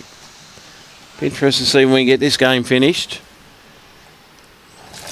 Well, it's been 5 end wins to New South Wales and 3 to WA, with WA picking up the 4 on the 5th end. That was a big moment in the game. So they're gone medium long here. On the high line. Yeah, about 30 metres this one. Just slow it down a little bit. It's out on a good line. This will come back. It's just not turning like she would have hoped. But that's in a healthy you're spot. Right, it did turn in. Yeah, it's in a healthy spot. Take that, you probably 2 feet of weight off and it's A1. So a couple of people guessing if I was to play for a club in WA, where would it be? Here we go. I will give you a tip. If I was to play for a club in WA, it would be with someone I might have played pennant with in New South Wales. All right. I wouldn't have a clue, mate. I can't keep up with all the things that you do. So there's my... How does Miranda keep up with all the things you do? Well, Miranda's very busy doing her hair and makeup. Spray tan. She did 25 spray tans in one day the other day. Wow. At a fitness comp. Linda Warburton. Well, that's good going. The thing about this is when you've got 8 bowls. Have you had a spray tan, Barry? Here we go. Come on. Paul, you are starting to test me. Come on, Barry. I'm sure you've had a spray tan. Come on. Let's tell the viewers. I'm actually trying to talk about lawn bowls here, mate. I think the viewers want to know if you've had a spray tan. I'm sure you have. Lovely shot. Oh, we've got him, viewers. Natasha Russell. We've actually got Barry short of words for once. Can't believe it. We finally got him. He's lost for words. Linda Warburton, 2 bowls, 1 yard past the jack, both in the scoring area. They may come in handy later, but Natasha Russell, as we've seen all match, on the forehand, just put them in there. It's been a good battle up front. Hello to James Patterson, Montrose in Scotland.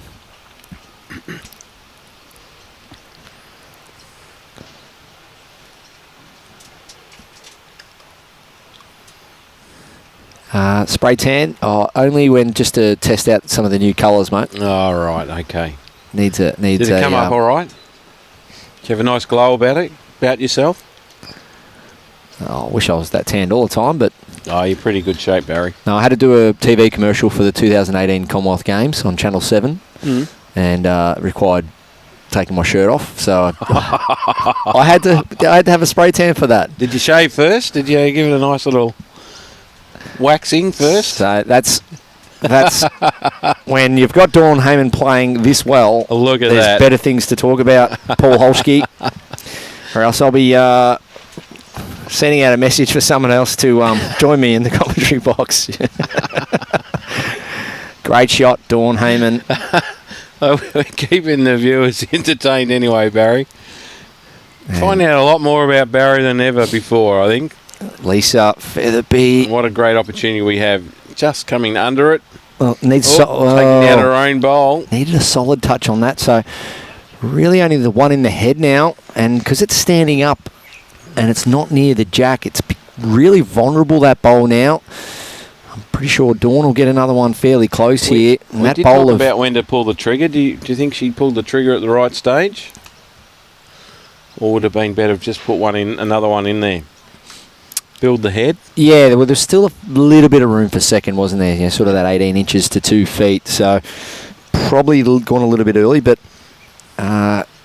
Linda Warburton's got a pretty good shot on here. Backhand, come down to sit the shot bowl, trail the jack, but once again, try and strangle back or win back that critical mass we spoke about earlier.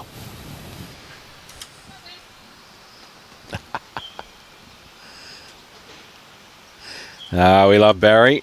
We love having him involved. He's a great advocate for our sport. All right, Linda Warburton looking to draw. Just try and put one in there. Yeah, it's on a nice line.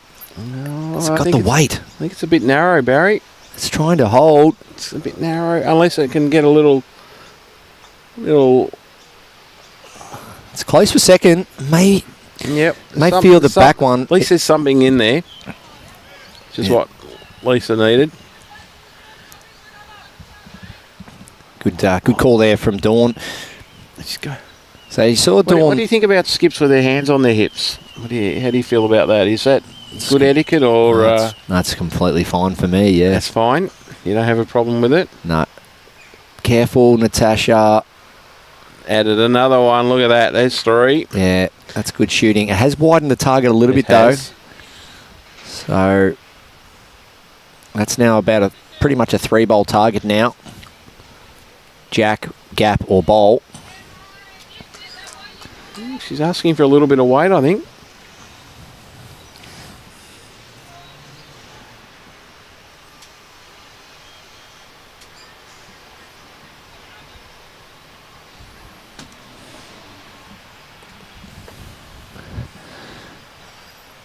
Linda Warburton needs the jack out of there. Oh, spat it out. Still... Yeah, still 2 or 3. Depends with whether the orange beats the front one of Natasha Russell's, but drawing beautifully. Could have been anything, that one. Natasha. Here comes another one. It's going to get there. Oh, it's coming. Spinning. It's coming. I think so. It's definitely the number 1. Could be 1, 2, 3 or 4, Barry. It's a bit of work for Lisa here, mate. She's got to draw that first one in. She's got to try and make Dawn work for it. Again, going to come in on the hand that's drawing the most, which is to right of screen here. She's definitely gone very high. Is it going to come back, Barry? It's trying. It's coming. It's coming. Lisa Featherby. Bit Can more. she get there? Bit more. I think she has. What a big effort. Well, the finger goes up from Linda Warburton. That's the shot, mate. No doubt about it. 4 down, potentially to 1 up. Yep. All right. This is what we want. Make Dawny work for it. This is what the viewers want. One shot for shot here. She's having a run at it. Bowl clean. Wow. Just missing. So what does Lisa do now, mate? Just get behind. Yep. That's what Linda's called her to do. Well, yes, but what, if she can draw, Paul, yeah, you need another one in there. Yeah. No doubt about that. Because if she pulls that out, I've said this a few times. Yes, it's yes, you want to get another one in there, but the hardest thing to do is get another one around it, but not right on top of your nearest. So, ideally, nowhere near each other. Oh, wow! Oh, quicker the better here for Dawn Hayman. Right. Well, I can't see her missing twice. Can you? She's definitely going to try and rip it out, isn't she? There's options for tight. Bolt clean, no jack. Look at that. Look at that. No, never going to miss twice. And a fist pump if you don't mind. Yep. That's a game changer, that.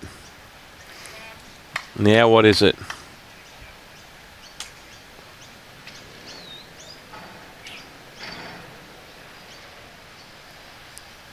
So Lisa Featherby. Big effort with her last bowl just to get another one in there, but... Or she needed to just be in front of her bowl. You know, bit of a blocker would have been handy. But preferably just behind. It's not an easy game, is it, Barry? Not at all. Repeating the dose is so hard. You know, with Lisa putting the shot bowl in there and then having to put another one in with her last. It's pretty hard going. 3, I think. Just waiting for confirmation here. I think it's 3. 14-6 now. So 4 shots. It was 4. That's a big end to New South Wales. So the last 4 ends, New South Wales have gone 3, 3, 0, 4.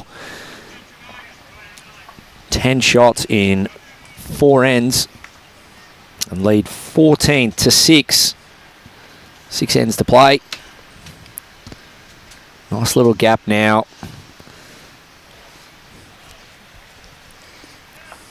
That's a cracking bowl by Dawn. Just to chip that out, not disturb any other bowls. Can you teach anyone that, Barry, or is it just innate? The shot Dawn just played? Yep.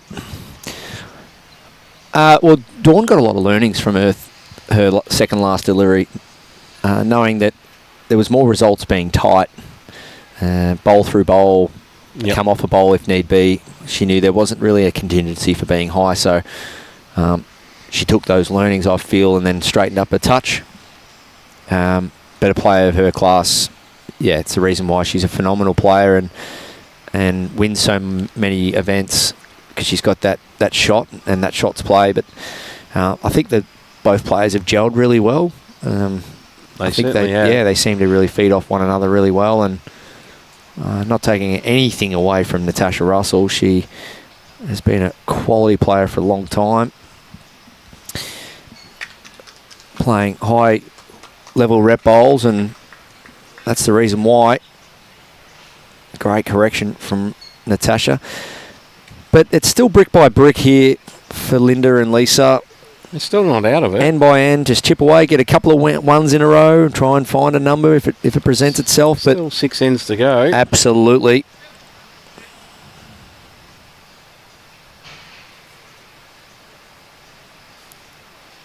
Yep. That could be the shot there by Linda Warburton.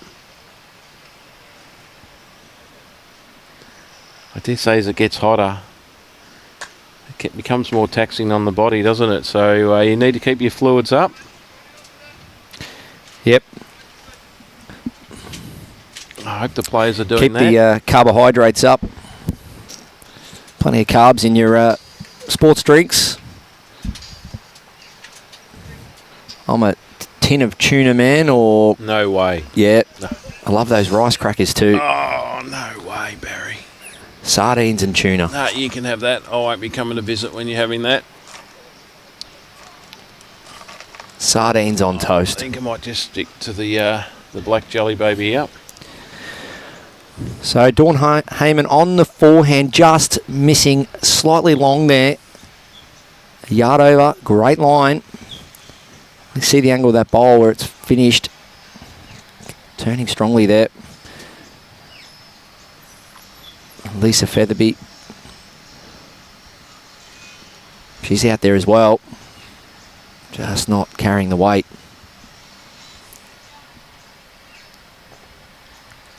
It's very psychological now. When the opposition gets away from you.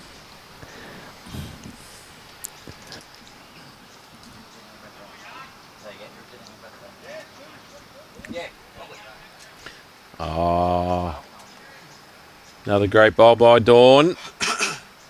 That's the number one now. She's doing everything. Yeah, the players that I feel that are finding the line quickest or most often, they're getting their weight to go along with it. Lisa trying to switch here. Is it going to make it? We'll get an indication from Linda Warburton. She's having a good look. So let's just see Linda and Lisa. Yeah, it's great to see. Having a little chat, staying connected. That's the key to the game. Forget the scoreboard. Stay united, stay connected right through to the end. You never know. Just persist. Never give up.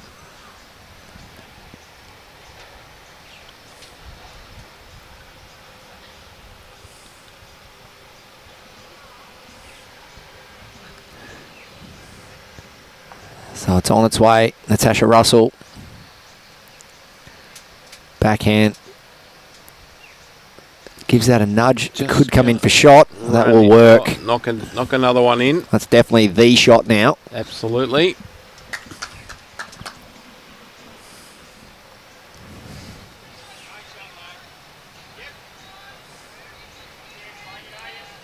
Lisa calling Linda on the backhand. Either promote their front bowl or just to land on the Natasha bowl. It's Just got to slow down a little bit. That's the line. If she played that weight onto that front red bowl, that would have brought in a good result. Yeah, good intent. Turn Very the good front. intent. Yeah, sit the shot bowl. Natasha once again. Good to get another one in there. Just doesn't want to build some kind of guide or larger target.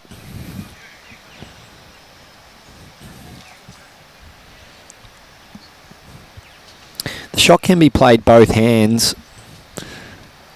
Forehand, trail, sit, backhand as well.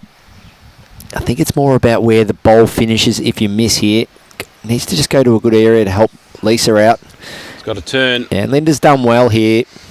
Could be a good catcher there. So as you see down the bottom of the rink there, a couple of really good handy back bowls from Linda Warburton. That for me would start to entice Lisa Featherby to play forehand, knowing that she has the catches. Forehand, sit the bowl clean under the jack or put the jack down through that port. The jack is vulnerable forehand, whereas backhand it's just half the bowl. I'll go around the rinks for you quickly. Men's pairs action. Victoria taking on NT. They lead 7-3 after 9 ends. Well, 10 shots in 9 ends. Can you believe it? Women's pairs, Victoria playing Queensland. Victoria 6. They trailed 6-10 after 9. And the men's pairs, well, that's proving to be a big game. Queensland and New South Wales. Queensland 1, New South Wales 15 after 10. Wow. I still don't think that game's quite over. 5 ends remaining. The scoring power of Dean and Dale McWinney. That's right. They are. They can turn games quickly, those two, but so can Ben and Brett. But interesting to see where that finishes. I just don't think the margin is probably telling the story over there. I'm sure it's been a high quality match. Lisa's coming on her backhand. You were more predicting the forehand? It's either or. It really is 50-50, but with Dawn putting that bowl there in a good area, I think it's kept her on the backhand. Look at this. Oh, it needs to get out. Wow. Well, it stayed. So well done to Lisa to get to it, but is it being pushed out far enough? They're trying to work out which one's a shot. Yeah, with Dawn putting that last bowl in there around the back, I think that definitely made up her mind. What's that? Natasha's saying 1.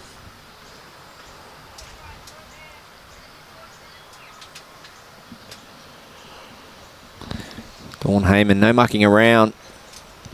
She was on the mat there pretty quickly.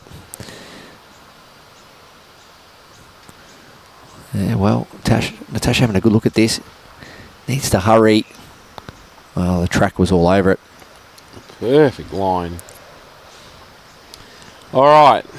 You're Lisa Featherby. Barry, what are you doing? Well, she's doing what I really do suggest. She might do a bit of a 360 here. Have a good look around. Look at all the pros and cons. Little risk assessment. I think forehand there's a few options. Trail the jack for 2. Trail the jack right back for 3 or 4. Or I think for me it's only backhand turn the burgundy. Do you think your favourite hand comes into play if you've got to prefer the forehand or the backhand? Does that come into play when the decision making? It does, but probably not in this actual circumstance. I think for me it's more about the contingency. So if Lisa misses high here on the backhand, I don't think there's a contingency to score the shot. Whereas forehand, if she's a bowl high trying to trail it, she sits the shot bowl.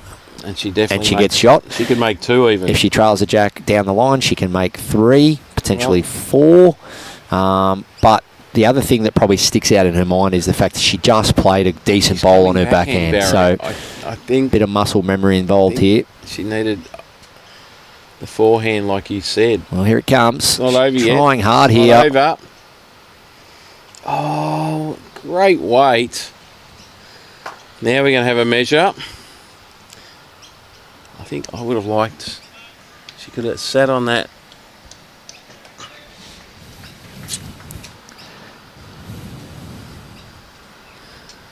Good work here by Robbie on the switches. As you can see, viewers, a marvellous day here. 1 to New South Wales. Couldn't get a better day. Yeah, perfection really. Wind's been I hear it's quite good today. It's going to be about 30 in Melbourne today, believe it or not, which is warmer than here. Yeah, there's some good weather coming from Melbourne, that's for sure. Being that both Barry and I are Victorians. Well, now that Barry's a Queenslander, you'll be voting this weekend. Yes, that's right. Enrolled to vote. So of course. So you're a fair income Queenslander now? Yeah, so Stuart, Pinder, cat food for me and my sardines and tuna, that's right. But the reason being I do choose those foods. Lean. Yeah, well, of course they're lean, they're snacky, they're easy to pack, but also great vitamin B12 source and yeah, great concentration food for long days out there playing high-level bowls and plenty of vitamin D. So, yeah, those concentration foods are big. Look it up. Google it. Google concentration foods and pack your bag full of them. Right? Absolutely. And, yeah, it's amazing how a long day on the greens. We're playing a lot of double headers now in pennant and Premier Leagues and state events, and they're long days. These men and women out here, they're playing 9 in the morning till 9 at night. And what you're fueling your body with is a huge factor in how you hold up at the end of the day, and it's great to see. You'll see the players all over it. But you're right, it's not for everyone, Stuart. But I do love my my sardines and tuna. How about you, Robbie? Just toast, bananas on toast would be better. Bananas on toast? Yeah, I don't mind that. Yeah, don't mind that as well. What about 2-minute noodle sandwiches? No. 2-minute noodles. Drain the water. Put your 2-minute noodles on a fresh loaf of bread, buttered bread. Beautiful, great little snack. 2-minute noodle sandwiches. Now give it a try. Let me know how you go. No, you can have it. Okay, Linda Warburton on the forehand. 2-minute noodles by themselves. Can she draw this, Paul? Little rub off that. And turn and flop. Big effort. Great shot, though. Great second shot. As we see there.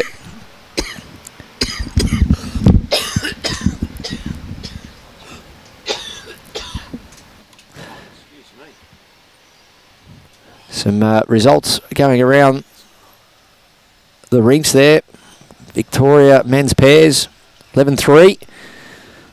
Women's pairs, Victoria over Queensland. Sorry, under Queensland, 6-11. But the big one, both undefeated teams, New South Wales, Queensland men's pairs, going toe-to-toe over there. 16-1, New South Wales leads.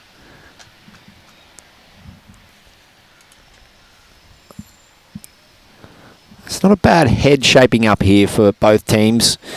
Obviously with New South Wales having a couple close, but with Linda and Lisa trailing 6-15, they definitely need to score here. And I do like that bowl of Linda Warburton sitting there. Lisa can afford just to look to play a yard and trail this.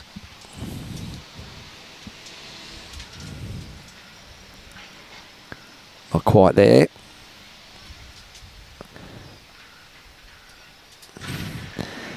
So I think we'll see Dawn Hayman here. Try and just get something in between the two orange bowls over there. Just a bit of a catcher. Yeah, not wasted. Definitely in the game at this stage. You never know. A bit of jack movement. That'll keep him out of trouble.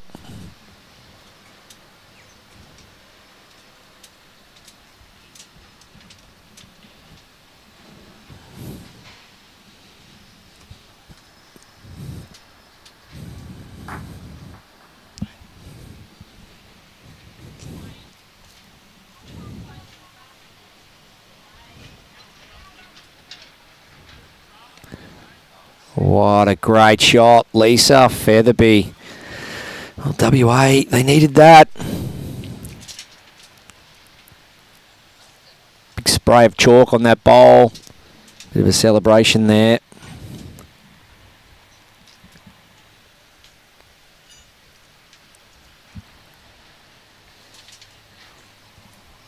as both leads walk back to the mat.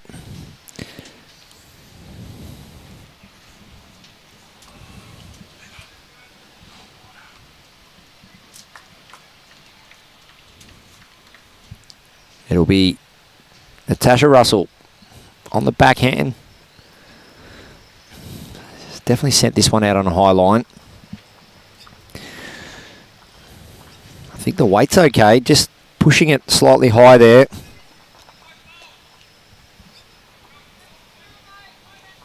One to WA, is it?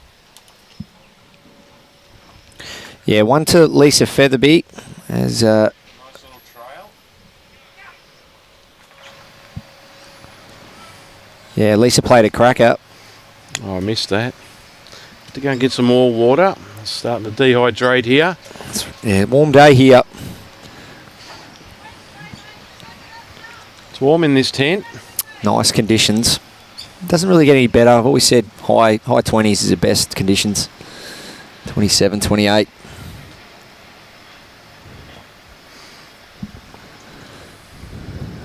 Natasha Russell just high with her first, under with her second, just trying to feel that hand, knowing Natasha has only really played the other side of the rink, especially with her lead bowls.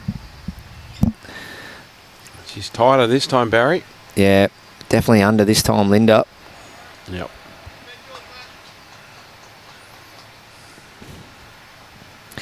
And make sure you stay around today, everyone, for round 3 action. This is only the first game of our telecast. Yes. 2 more to come. We've got the last round of sectional play up after this, followed by the gold medal game, which will be, I think it's the men's gold medal game. Is that correct? That's right, men's pairs. But at 3 o'clock, we'll have Tasmania play South Australia. Rebecca Van Ash and Jean Claridge versus Paddy Burry and Michelle Barrett from South Australia. So Tassie takes on SA in the next game. They're from Kangaroo Island, mate. Yes.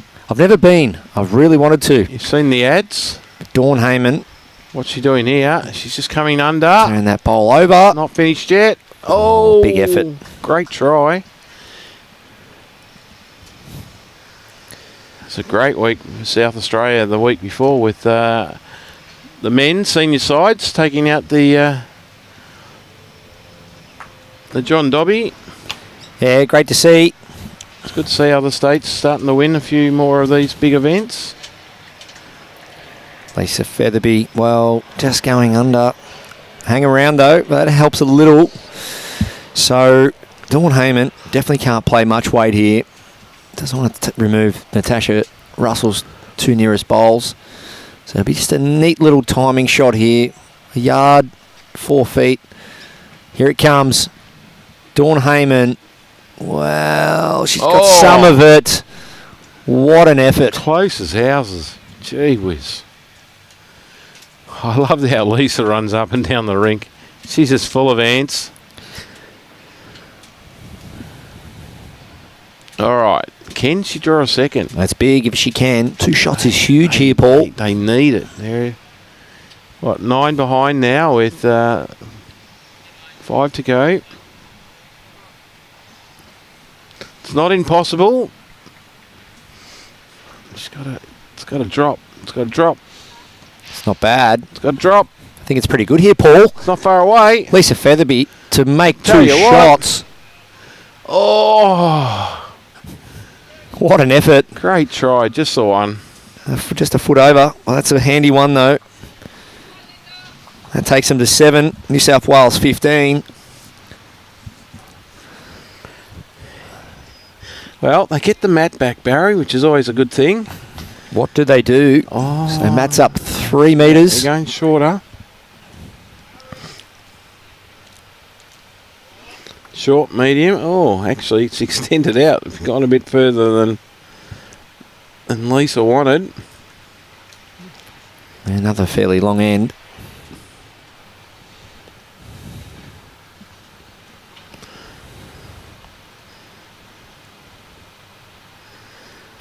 I know when the lead's on, I just say to the lead, you put it wherever you're comfortable with. If you're putting it on all the time, then that makes a massive difference. Would you agree with that? Yeah, I think with your jack length, yes, it's all about what you can do well, where you feel comfortable. But if your opposition is getting on a run, Yep. getting any momentum, and creating numbers off the back of feeling comfortable on a length. So if you dropped a couple of numbers here and there, be mindful of what length you've dropped them on, and then just stay clear of that when you get the mat back.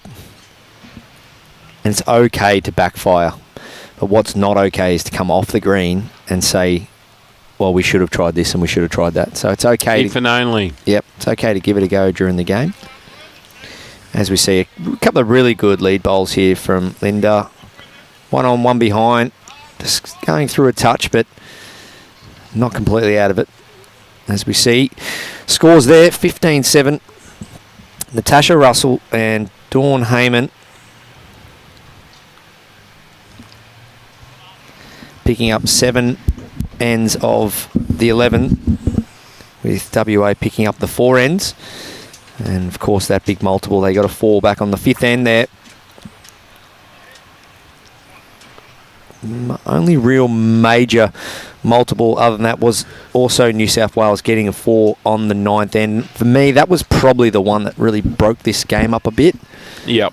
When New South Wales got that 4 on the 9th end, just created a bit more breathing room. Soon after they dropped the 4 too. Well, it was that tremendous shot of Dawn Haymans to rip the shot bowl out of Lisa cracking shot. Featherby. So it's hindsight's a wonderful thing. But if you go back to that moment and somehow Lisa holds on to that one, well, it's all of a sudden it's 8 shots to 11 and nothing in it.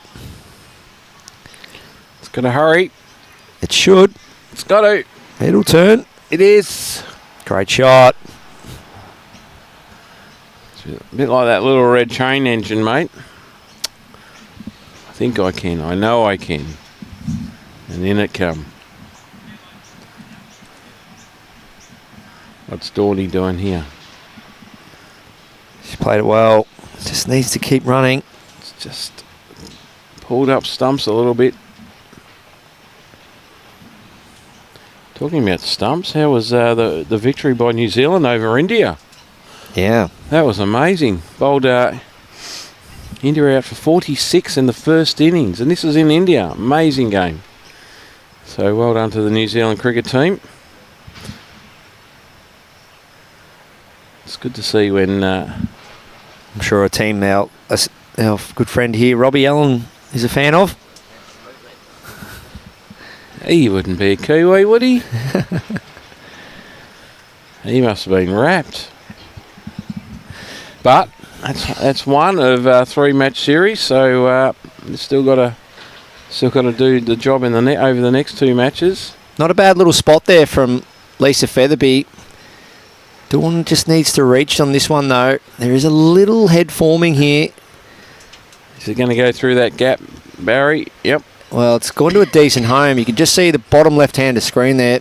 The 3 bowls that are forming, the 2 burgundies and the orange. Yeah, that's where I feel WA need to start looking to get that jack. I think they can still make a multiple down there. Just working under that front wing bowl to the right of screen there of Natasha Russell's. I think in the way of trying to create a number, there isn't much love on the forehand outside of a dead draw. Yeah, so it is backhand here. Linda Warburton. Definitely a good weight. The line's a bit... Well, maybe just over its fraction, but if that can turn... turn... on the high line there, mate. Yeah, so a bit of grouping happening there. So you can see the bottom of the screen. 3 of the 4 back bowls are in the favour of the Western Australian team. So that does create some form of confidence for them, knowing that if they happen to reach, they do have the back covered. Tasha Russell needs a clear run. Nice weight. Just going to land... Yeah, little edge. That's the edge of her own bowl. Unfortunately, if that bowl was on there, that was going to be right on it. I like that. Lots of encouragement by Lisa. You can do this. Just a backhand draw. Yeah, yard off. 4 feet off here. If you're just under that front bowl to the right, it 3 o'clock. She's pretty close to the jack here, Paul. Actually, no, it's not 3 o'clock. Jack down the line can potentially make 3. Oh, wow. Well, It's just 2. draw another. Oh, Natasha Russell. She's definitely got this in her kit bag. A weighted shot. Backhand, looking to arrive. She's played it pretty well. Missed the front. Oh, slide. Well, this is not going to work in their favour. They're 2 down now, New South. Well, they were already 2 down, but almost brought that back. Burgundy in. Well, I think it's 2. Lisa Featherby's having a look at that wing bolt.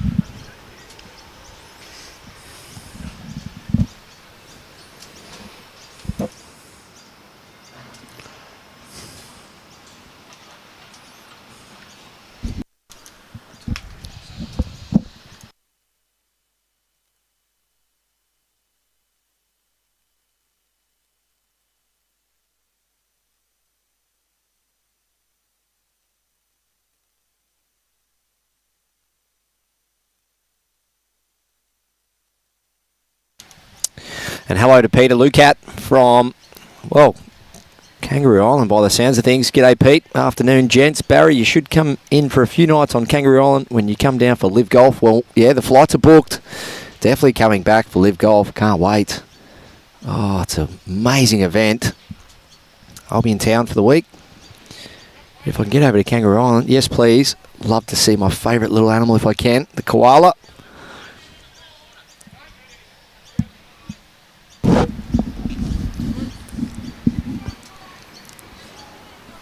Even though it's Kangaroo Island, I know there's a fair few koalas. I've never been to Kangaroo Island. I had to shoo one off the road the other day and get him up the tree. They're out and about this time of year, the koalas. Poor little bugger running across the road. Lucky you didn't run over it, Barry. I was worried that he might be in trouble later, so I shooed him up this tree and he sat there and then he jumped around from branch to branch and he was anyway, hopefully pretty safe after that. What's Peter up to today? Look, Peter Lucat, what are you doing today? Glad that you're watching in. Listening to the famous dulcet tones of Barry, the one and only Barry Lester. Okay, Lisa Featherby, what I believe that she is holding 2, but what I believe to be a pretty tricky shot here. Weight is the key around the front one and then under the burgundy. Oh, big attempt. Remembering that hand doesn't turn as much as the other one. Not quite, but Dawn Hayman is looking for the wide hand. Can she draw it in? If she gets to that paint, as we've said all day, you're a chance once you get to the paint. There she is. Close. Comes down to her speed now. Yeah, lacking a yard. Speed. All Great right, line. Lisa. She needs to add another one here. Oh, no, we're done. Sorry. That's okay. We'll see if it's... They did get the mat back, didn't they? They went short-ish. I'd say it's 2.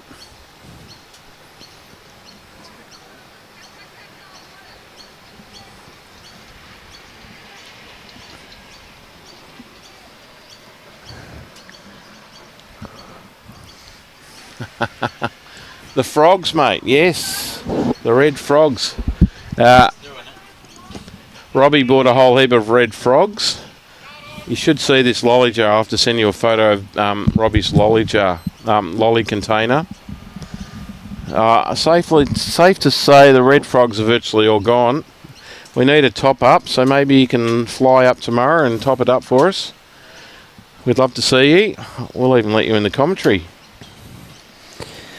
So big 2 there. Definitely needed that.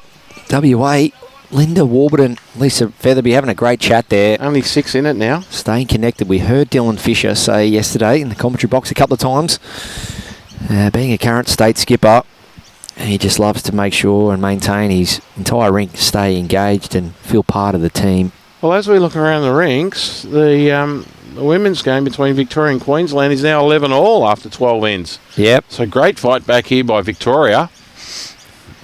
That's a big result happening over there, especially being down by 5.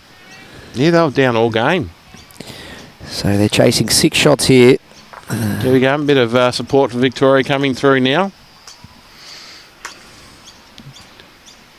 The girls from the west need 6 shots to force a draw here. 7 for the win. If they get another 2 or 3 on this end, that's a great start here from Linda. Yeah, she's back. What a shot. Linda Back. Warburton. And Lisa's very happy with that. Matt up 3 metres. Jack on the tee. Long end. Wide drawing hand. And she's played a ripper. Meanwhile, in the men's between Queensland and New South Wales 16-1. And between Victoria and Northern Territory, the men Victorians are leading 14-3 over Northern Territory after 12 ends. So the close one is between the women's pairs, between Victoria and Queensland, 11 all. And then we've got the other closer one.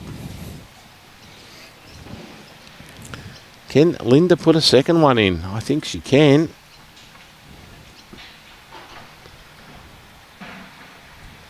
Two to WA. Starting to put a bit of pressure back onto the yeah, it's good shooting to the New South Wales team. It's amazing what a bit of pressure can do. Nice weight from Natasha. A couple of bowls high. And well done to Linda. Momentum's the key here. It's good to win the previous end, pick up a 2. But it's nothing better. There's a great sense of feeling over the team and yourself as an individual when you're winning ends in a row, whether it's kicking goals in a row or birdieing a couple of holes in a row. Momentum in sport is everything.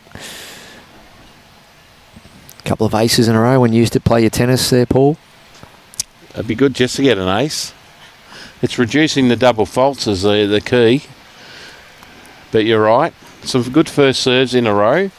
That helps. Lisa Featherby needs connection. I'll try and hang around. You watch this turn away now. Watch to see the full face of that bowl there. It's not always exact, but always say if you can see the full face of the bowl when it's just coming to an end, usually, you know, you're onwards of 15 seconds, 16 seconds of speed. You get that nice, strong draw there at the end. Dawn Hayman, 2 feet short. Great line. Might force Lisa to switch.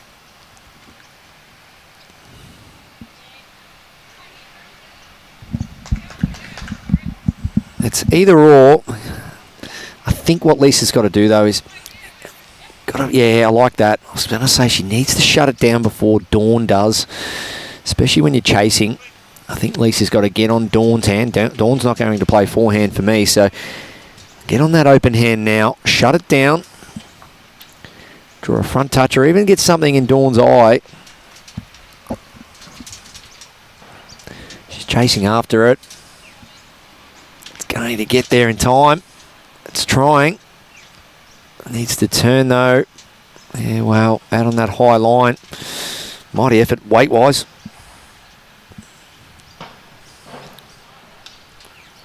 Well, what can Dawny do on her backhand?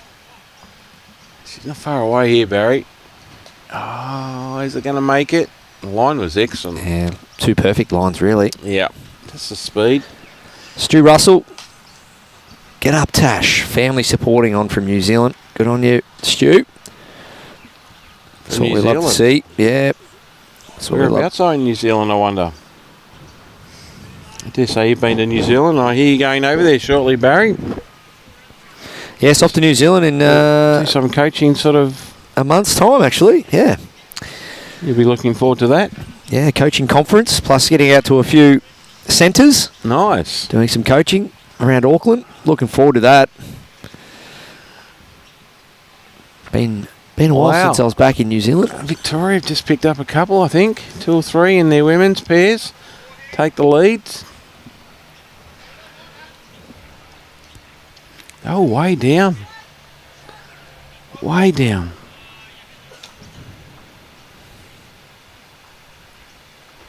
All right. 1 to WA. What can Natasha do here? Oh, she's under. Wow. Okay, good instructions by Lisa for Linda. Okay, nice, firm forehand draw. Positive. Yeah, she's done it with, well, 2 of her 3 bowls have been pretty much in that scoring zone. I tell you what, she's got the line and she's got the weight. Not quite. What a good track too. Very good track. It's a fine line, isn't it, Barry? It's a fine line. Natasha. Well, she's under it again, I think, you'll find. I'd say they're all getting a little bit tired this time of day. We have 26 minutes to go in this match. Been a timed game, 2 hours and 30 minutes.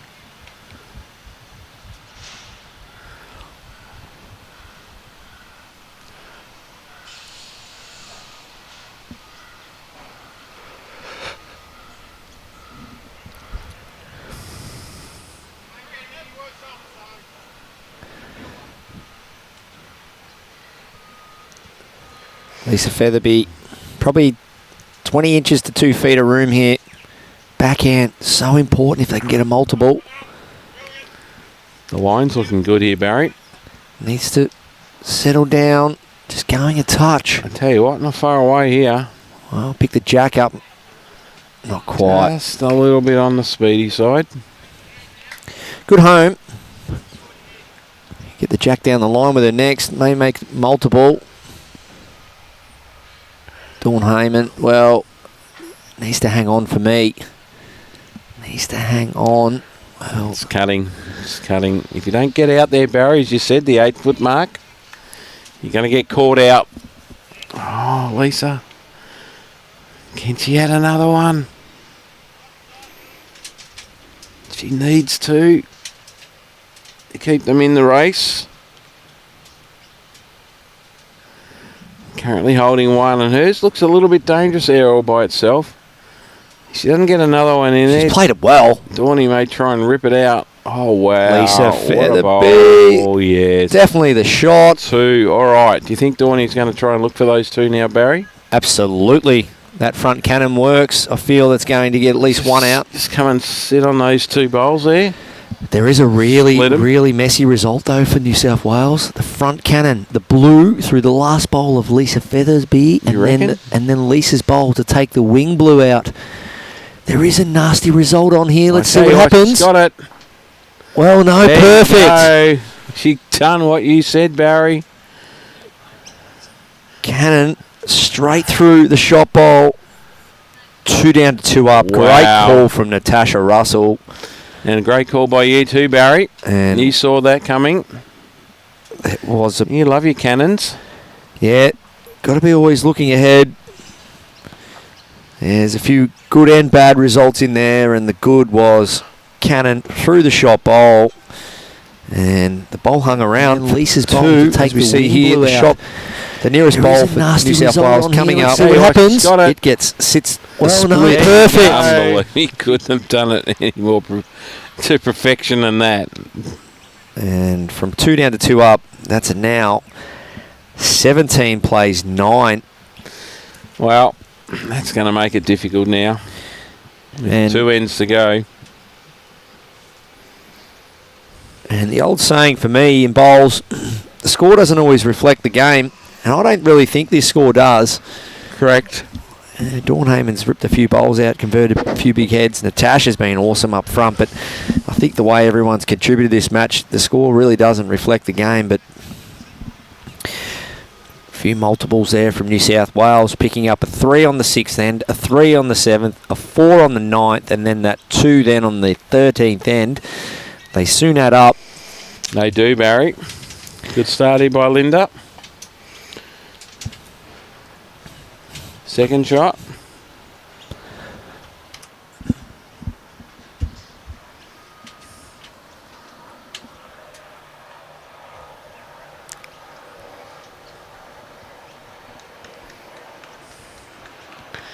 Yeah, good line by Natasha.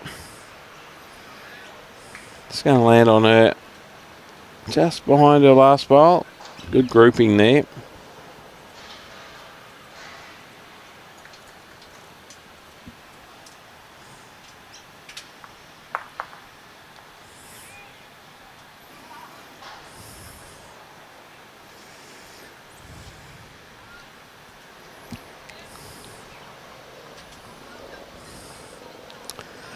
Okay, Linda also on the backhand. Looking to come underneath that Natasha Russell bowl. Played it well. Ah, beautiful. 1-2 WA. Great bowling. Yeah, it's definitely that moment in the tournament now where you've got to really assess all the external factors as well. How you've gone in the morning, your result in this morning's game, what's the overall looking like, how important are shots, you've mentioned it, Paul. Just getting a bit of a quick snapshot at how the tournament's travelling for you, not only this game, but what are the results happening around you.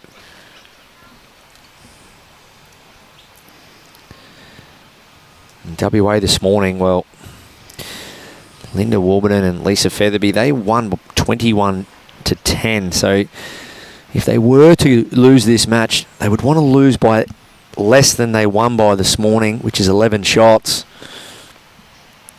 Try and stay in the plus shots department. In the positive. In the positive, yep. And of course, Dawn Hayman. That's shots difference, isn't it? Dawn Hayman and Natasha Russell having a win this morning by 1 shot. Yeah, good home.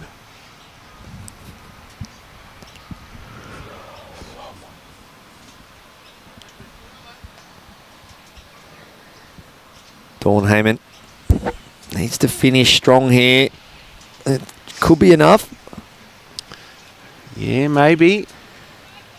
As we go around the rinks again, men's pairs, Victoria over NT, 14-3 after 12 ends. They've got the women's pairs, a couple of rinks over. Victoria now in front, 13-11 after 13. And it's been a great fight back by Victoria there. It has been. And the men's pairs, well, Queensland, they're going to... Picked up a couple of shots, but they're way behind, unfortunately, for them. They're going to go down to New South Wales, the pair of Ben Winter. Lisa Featherby. Brett Spur, as Lisa Featherby trails that jack for at least 2. So that's a big result after... that this morning's game, both the New South Wales men and the Queensland men having big wins in round 1. So now New South Wales will be undefeated. New South Wales have come here for the gold medal, mate. They made it very clear that they've come here to win today. And the way they're going, they're on track. But as we know, there's a lot to play out in the game of bowls, and anyone can win. Yeah, very true. But they're looking good at the moment. Yeah, men's pairs. We see that round 3 matchup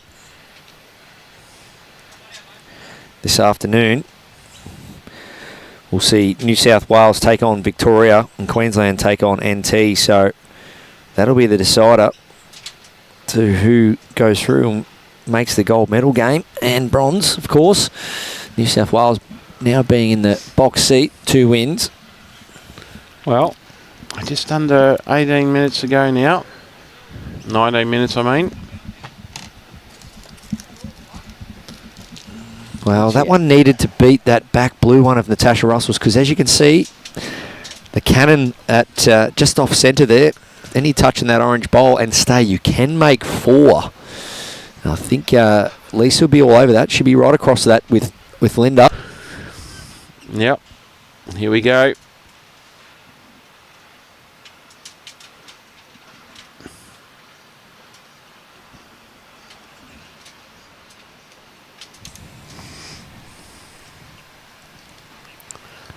See what this does. Does that kick it into the head and stay around? Well, we can't see, but I've got a feeling it has happened. Could be the shot. Well, it has. Well, it's still 2. No. Just kicked it through enough. Unfortunately, Lisa just stepped in front of the camera at the wrong stage for us. It must have flowed through. Yeah, just rolled past. So it's still 2 shots to Linda and Lisa. 2's good. I tell you, 3 or 4 would be what they're after. 2 still keeps them alive. Absolutely.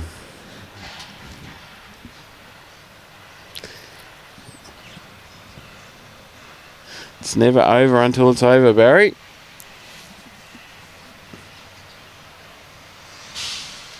It's not bad there from Linda. It's in a good house. Just needs to get behind. That protects potential number if there's some jack movement. Yep.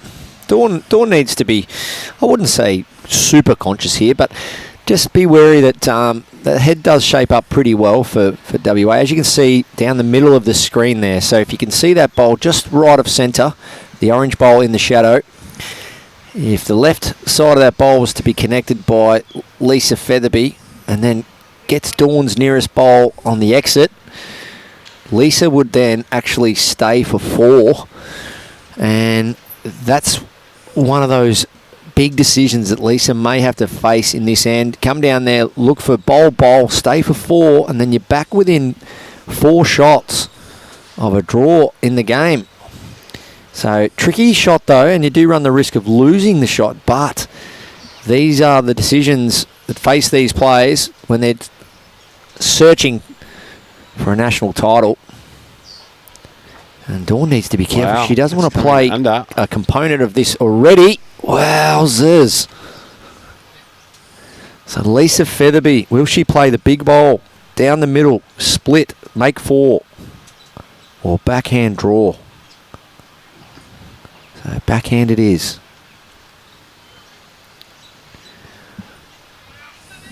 And it's on its way. All right. She stayed out on the high side. In it comes. Does turn late this ball, this hand. Yes, well. Doesn't want to get in and lock. Doesn't want to speed. lock. Well, it's Speed, Barry. locked. That's all it was. It's locked there. One of their bowls in, so that the idea of that number's pretty much gone now.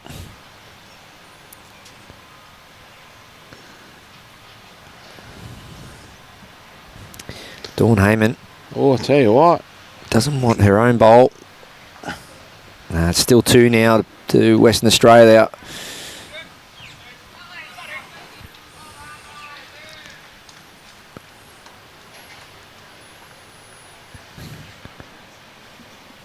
So we've got a couple of games finishing up. The men's pairs, Queensland versus New South Wales. They're playing their last stand. They're done. Ben Winther, the lead. Unbeatable performance. Matt up, Jack in the ditch, first bowl. And so they'll just play that end out. Shots are everything though. Queensland will want to try and pick up a couple of shots if they can, but also Victorian ladies, they've come back from 11-6 down to 13-11 up, and the men's pairs, well, Victoria leads that 14-3 after going down to Queensland this morning.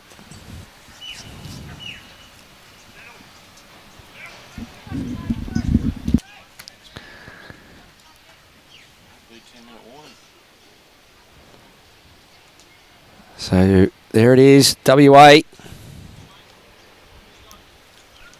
Pick up a 1.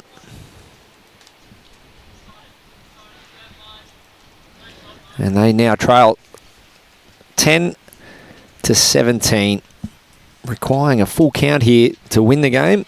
7 to draw.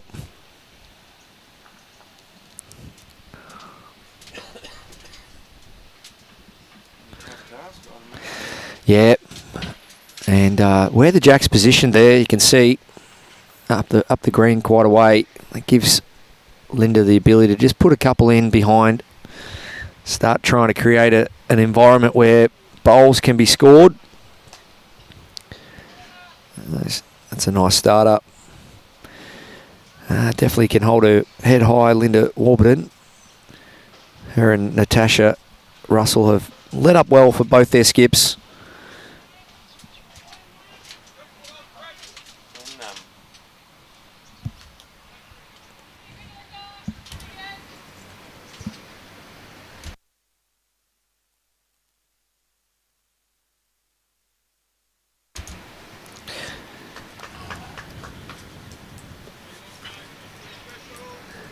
Natasha Russell there, right down the middle. Only probably 3 feet short as Linda puts another one in there. So good so far. Holding the 2 that they require. Part of the grand plan of trying to pick up a 7. Or is 8 possible, Barry? That's always possible if you give your bowls a chance. You got an 8 the other day in the sides. Yes. Is that your first one? No. No. How many 8s have you had, Barry? Oh, no. Can't keep count. No, don't say it like that. It's not like that at all. No. I've had one, but... no, You've had multiple. Fair enough. I think about 12. That's good effort. I wish there were holes in one in golf. I've had one of them. Have you really? Yeah, I've had a hole in one. No. Well, over 30 years. I'll keep practicing, mate. You'll get there. 1996 I started playing, so yeah, it's about 29 years. Well, folks, I'm going to have to love and leave.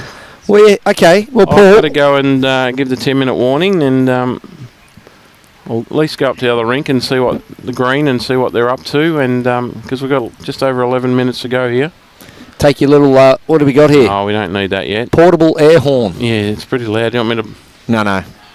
No? But well done, Barry. It's been great to have you, and hope you can finish this last end off. Oh, what a great bowl by Dawny. She's bowled brilliantly. Great game for all players, I believe. A couple of ends here or there. A couple of big shots played when they mattered, but all in all, well done to no worries. Good on you, for Barry. joining us. Thanks so much, We'll see Paul. you later. Cheers, mate. See you, Good viewers. job. Cheers. Paul Holsky there, events coordinator for Bowls Australia. He's off about to coordinate the 10-minute warning. Just to let the players know, to be conscious of the clock.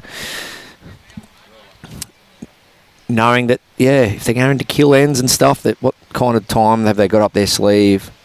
As Dawn Hayman tries to draw another one here.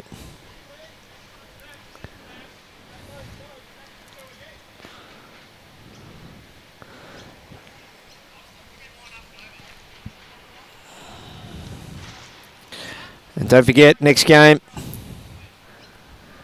we'll bring you at 3 o'clock, Tasmania versus South Australia.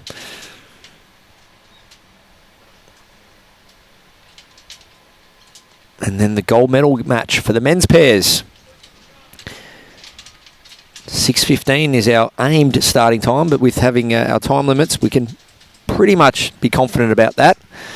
We'll keep you up to date. But it's been a good game, this one. If you remove a couple of numbers, that's really the difference. New South Wales picking up a 3, a 3 and a 4 through that section of 6 to 9 ends. And 10 shots across the 4-end block. That was definitely a section of the game where they broke away. And WA, Lisa Warburton and Lisa Featherby and Linda Warburton can hold their heads high, I believe. I think they've really stuck around, played good bowls, and just showed really good body language and encouragement to one another, which you've got to sustain because they've got another game after this. And anything's possible. Well, there you go. Little slide off the front. And the game is as easy as that. Not all the time. Okay, Natasha Russell.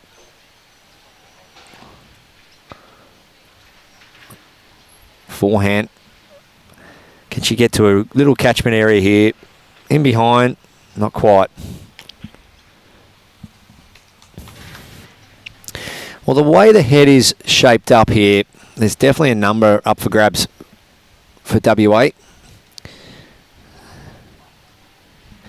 Yeah, they may be holding one, but if they want to just reduce the margin here, come down, sit that nearest bowl of Dawn Hayman's for 4. Even a trail of the jack back about 4 feet could make 4 or 5. I think Lisa Featherby, she'll be after this. I think they can afford to lose one more shot.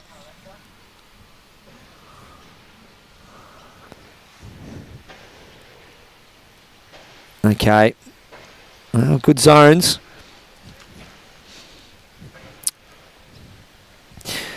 Well, the degree of difficulty is quite high. But there is actually still a big number up for grabs here. I think Lisa's got to come down and have a look. We'll see where this finishes. Wow, that's A1. Absolutely A1 from Dawn Hayman. Before that bowl of Dawn Hayman's, there was a trail of the jack for potentially 7 shots. Jackie in that back section there was 7. And Dawn's put a bowl in the perfect spot.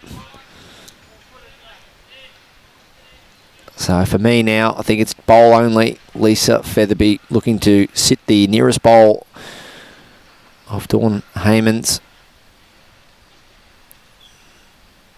She sits it clean. She can make 3 or 4. She's trying hard here. She needs it to turn. She's played it. She's made 3, I believe.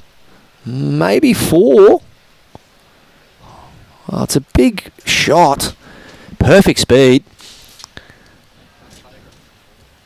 So it's either 3 or 4. That reduces the deficit at this stage with Dawn Hayman 1 to come. And in sectional play, every shot adds up. Linda and Lisa, I think they'll be a little bit happy about themselves if they can hold on to this. When you look at the current ladder, all the shots add up. Dawn Hayman. We're going to see some decent size weight here. So it is. It's on its way. Needs to hold. Well, it's gone out of bounds. It's a big conversion there from Dawn. 3 down, potentially 4 down to killing it. And she's done that a couple of times today. Played those big weighted shots well when it mattered.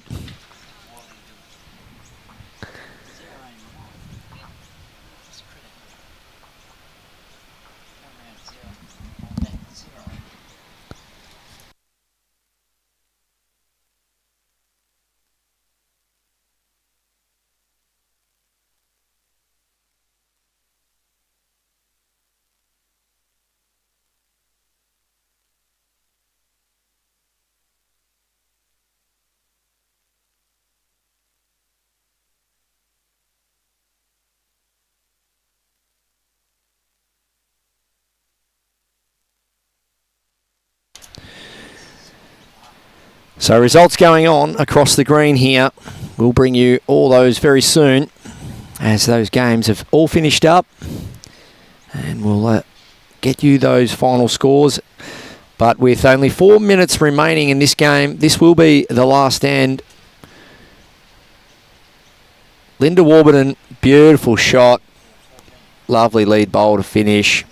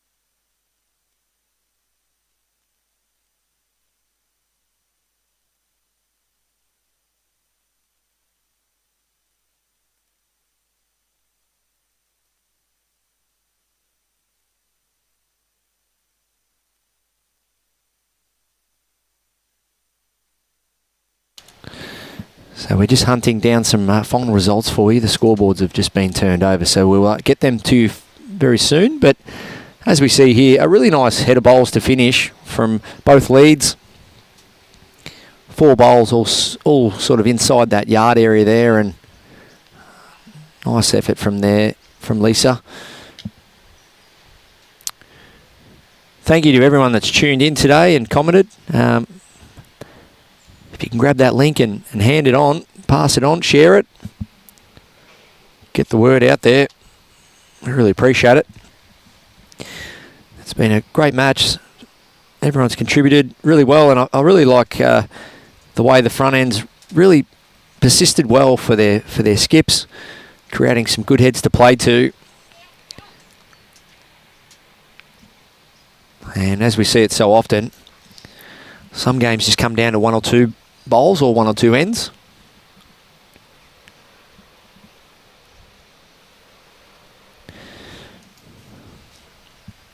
And Western Australia, well, they've won 6 ends out of the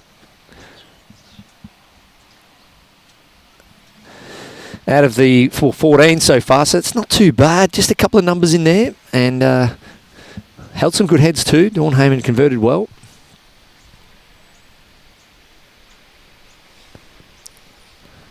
Just going around the back, covering that 3 down there at the bottom left hand of the screen. It's well done by Dawn. They won't get much of a break, these players. Straight off the green. Roll up in another 15-20 minutes time.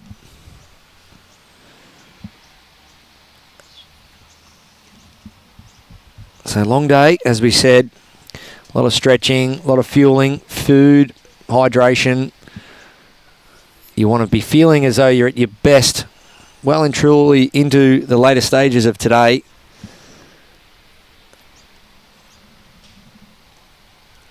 Got to be up for it. As the hooter is not far away from sounding.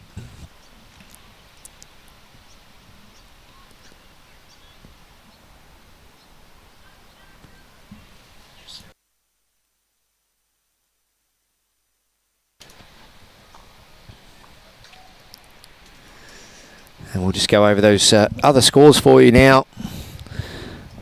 On the other rinks, men's pairs, Victoria, big win there against NT, 19-4. Women's pairs, Victoria came back to defeat Queensland 14-13. One shot in the end. Big comeback there. Nearly a big effort from Queensland to snatch it in the last couple of ends, but the men's pairs, well, huge result there. New South Wales 19-3. Definitely helps their margin going into the next round over Queensland. So one more round remaining after this game finishes, and that will be the decider. The decider for who goes through to gold or bronze medal games. And this is the place to keep up to date. Natasha Russell, that's a great finish. 1 in each corner. 4 bowls all inside a couple of feet. But we'll be seeing some form of weight here, I really feel, from Lisa Featherby. Jack back, clean a few out, or will she just try and look to play a dead draw here? There is a few gaps, but I feel there'd be some form of aggression. On the back end, it's on its way. Needs to hold. Well, contact on the front. Just a little nudge.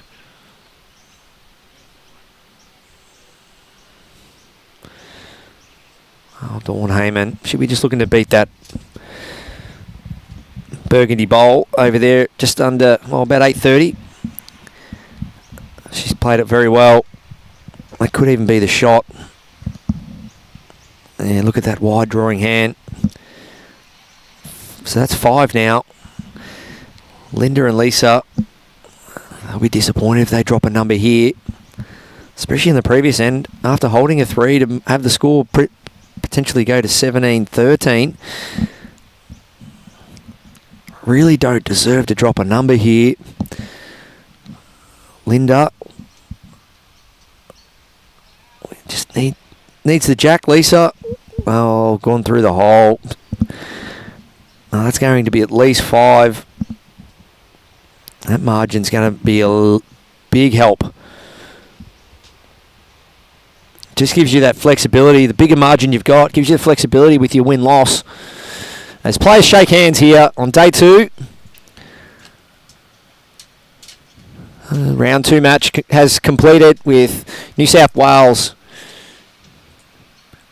winning their 22-10 over Western Australia. Well done to Natasha Russell and Dawn Hayman from the St John's Park Saints, defeating Linda Warburton and Lisa Featherby. Don't worry about that score, ladies and gentlemen, 22-10. That does not reflect the performance from all players.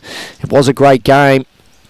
A couple of shots here or there really did determine the outcome, but in fine conditions, beautiful blue skies and fast-running greens here at Broadbeach Bulls, we thank you for your company, and we look forward to joining you soon for the next round here of the Australian Championships at Broadbeach Bowls Club, where we'll bring to you the women's pairs game between Tasmania and South Australia. Talk soon.